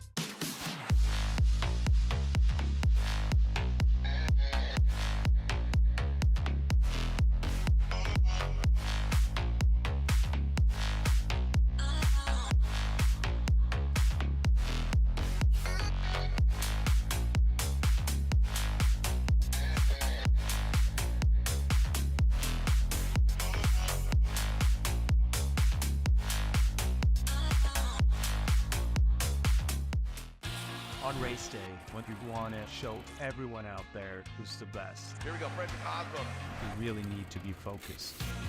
I tell myself, I got this. I'm the best there is. The star is Frederick Aasbo. If your answer to the summer heat is let it rain, we're looking for you. Join us at Toyota Racing.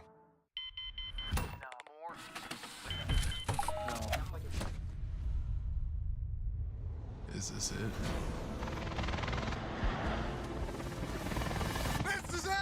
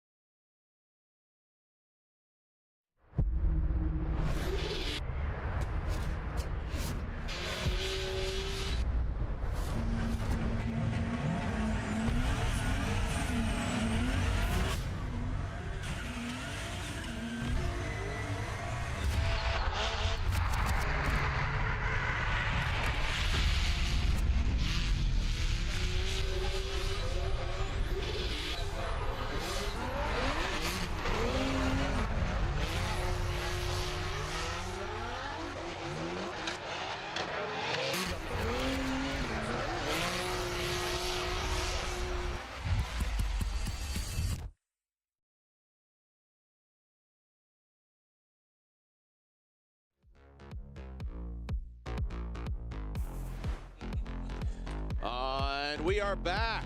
All right, again, stay hydrated, sunscreen if you're here in the building. If you're at home, stay hydrated in a different way. Grab an adult beverage, have a good time. Grab a Rockstar, I don't know. And also buy a book.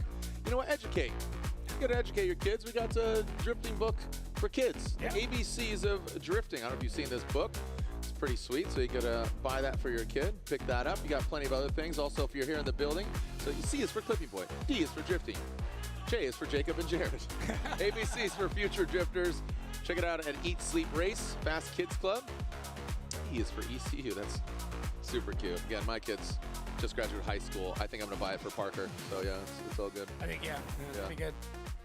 Yeah, but imagine unwrapping that on your birthday and you're almost 20 years old. That had us sick. Again, limited edition, 100 pieces. It's an act now situation, either here in the building, limit to 100, celebrate Orlando this round. We did one for Atlanta. I have to assume we're going to do it for each round, including Jersey, Seattle, obviously Utah. Super excited, and obviously Irwindale. But go to shopfd.com if you're not here in the building, or if you are, be sure to go to the merchandise booth. And again, we have a substantial amount of time. Look at my man, pink shirt. Turn your shirt down. I can't hear you, sir. Pink shirt. This guy's beating the beat. Oh man, look at this. Woo, what a dance. Actually, that guy. I showed up yesterday. I was, running here from the airport. That dude had 4 beers, and he's like, "You want a beer, brother?" I was like, "I can't yet, brother." Clocked in. Clocked in. Clocked out. Zapped in.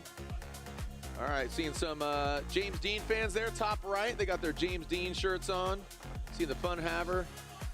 Seeing a Matt Field. My dude's got the field hat. He's got the shirt. He's out there in right field. And dude, this FD Unlocked app, Jacob, I know you're over my shoulder looking at it. This just got debuted just today. So download the brand new FD Unlocked app. That's what it's called, FD Unlocked. Current and future features to include access to event tickets, driver profiles, live brackets, live stream with additional cameras. Check this, both in-car and trackside, along with telemetry car data and the FD historical video catalog. So how cool is that? All the old school runs that we've seen, like the Castro James Dean run here. Again, that's probably #1 top of the list. Chill, thrilling, spilling, crying. Like it was awesome. But all the historical video catalog. Be the first fans to download and see the beta version here at Orlando, and available in both Apple and Android app stores. Congratulations to the Tour Cup team on putting that all together. Ryan Sage and the whole team for putting that, strapping it, and smashing it. So again, smash that button, download the app now. Ryan Turk in the pre-stage area. Where is Castro? So again, we are going to a one more time battle.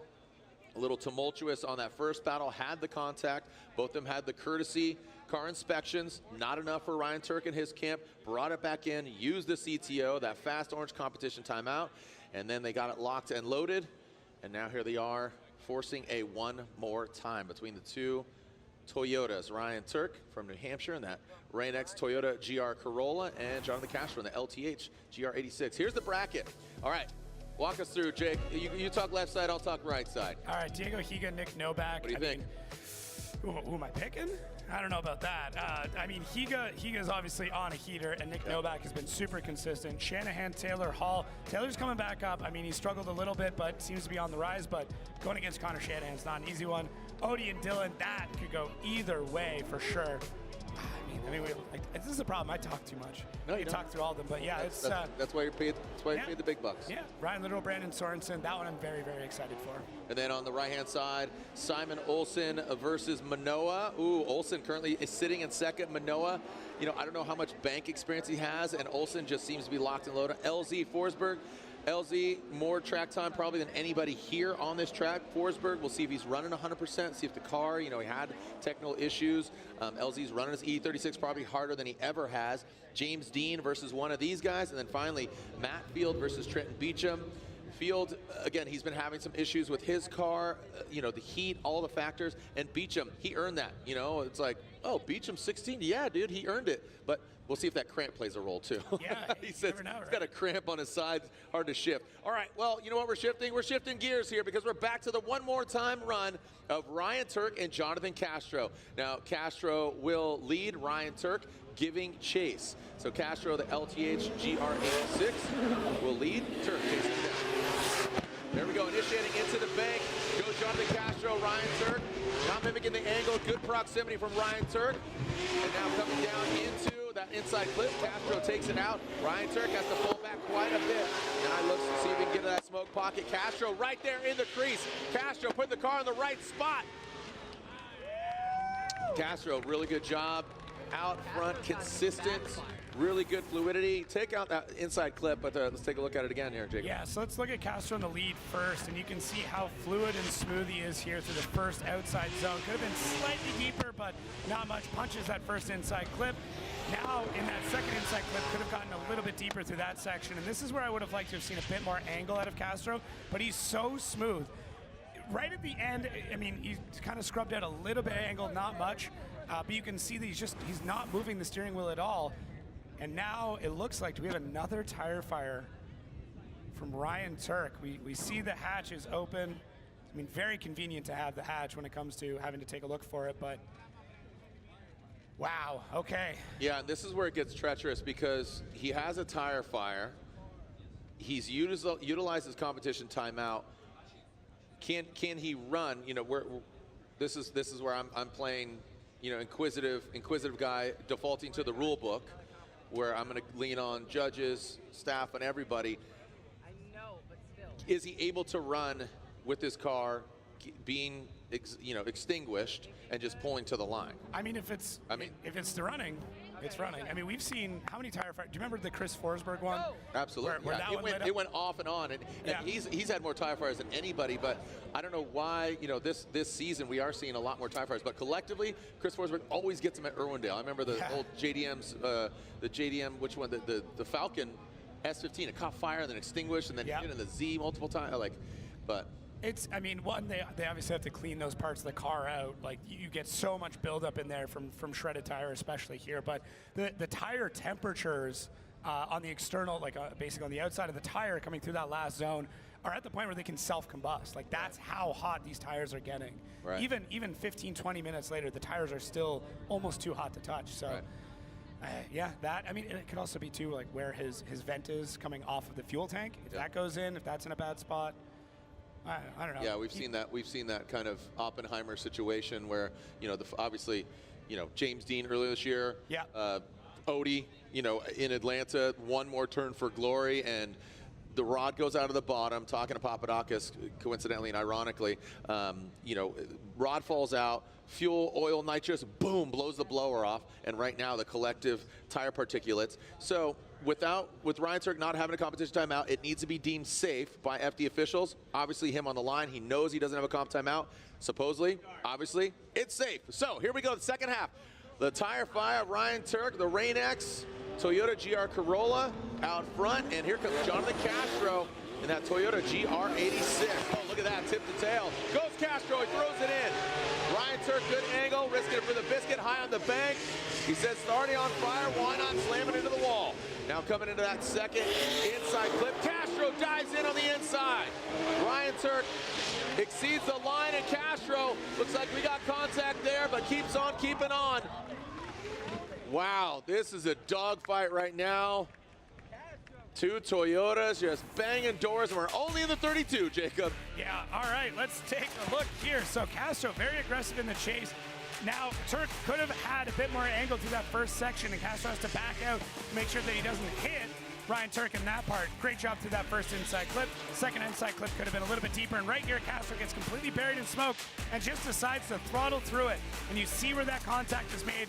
Turk still in the throttle, able to get the car around the line, but basically, from my perspective, it looked like Castro just got completely lost in the smoke. We talked about it before. Ryan Turk could have done a better job through that first outside zone, but this is where Castro just disappears in the Nitto and then just fires off and catches Turk, who keeps into it, throws a bit more angle at it, does come out of the zone a little bit early, but I think a lot of that is just him being pushed offline and just doing everything he can to wrap up that run. You can see the contact just below the X on the Rain X livery there. Yeah, and two hits on that second outside zone, this is where you outweigh, Did Ryan Turk stay into it? You know, this down the thing, carry the 1, and Ryan Turk gets 1, 2, and 3 votes. Ryan Turk gets the win, advancing on Jonathan Castro. A good effort by him after not 1 but 2 battles between these Toyota weapons. And Dominican's finest is out in 32. Go say what's up to him, high five. I know he's got a lot of DR fans here in the building. Jacob, what a great 32. If this is any kind of, you know, foreshadowing for what we're going to see, you can see how it's shaped up. We talked about Higa versus Novak, Shanahan versus Hull, Bakchis versus Hughes, Litteral Sorensen, Olsen and Minowa, Adam LZ versus the 3-time champ Forsberg, James Dean, another 3-time champ. He's going against Ryan Turk. And finally, Matt Field versus Trenton Beechum. Closing thoughts on our Rockstar Energy Drink Top 32. And if we're just getting warmed up, I'm excited for the main meal. Oh, that's right. All right, so that's not even an appetizer. That was like just a good ensemble. It's a boosh. Yep, all right. Yeah. All right, so there it is, taking a look. And again, Top 16 live on MAV TV. We are live 7:45 Eastern Standard Time for our Top 16. That's right. We're going to be partying here, the Royal Purple Top 16. Join us back here, 7:45 Eastern Standard Time. Local time here is 5 o'clock, literally right there. So 2 hours, 45 minutes. Cruise the pack, do what you got to do. Tell everybody we're live around the world, 7:45 Eastern Standard Time. Let's send it for our Rockstar Energy Drink Top 32 into our Royal Purple Top 16 here at Orlando Speed World. It's scorched in more ways than one. Send it.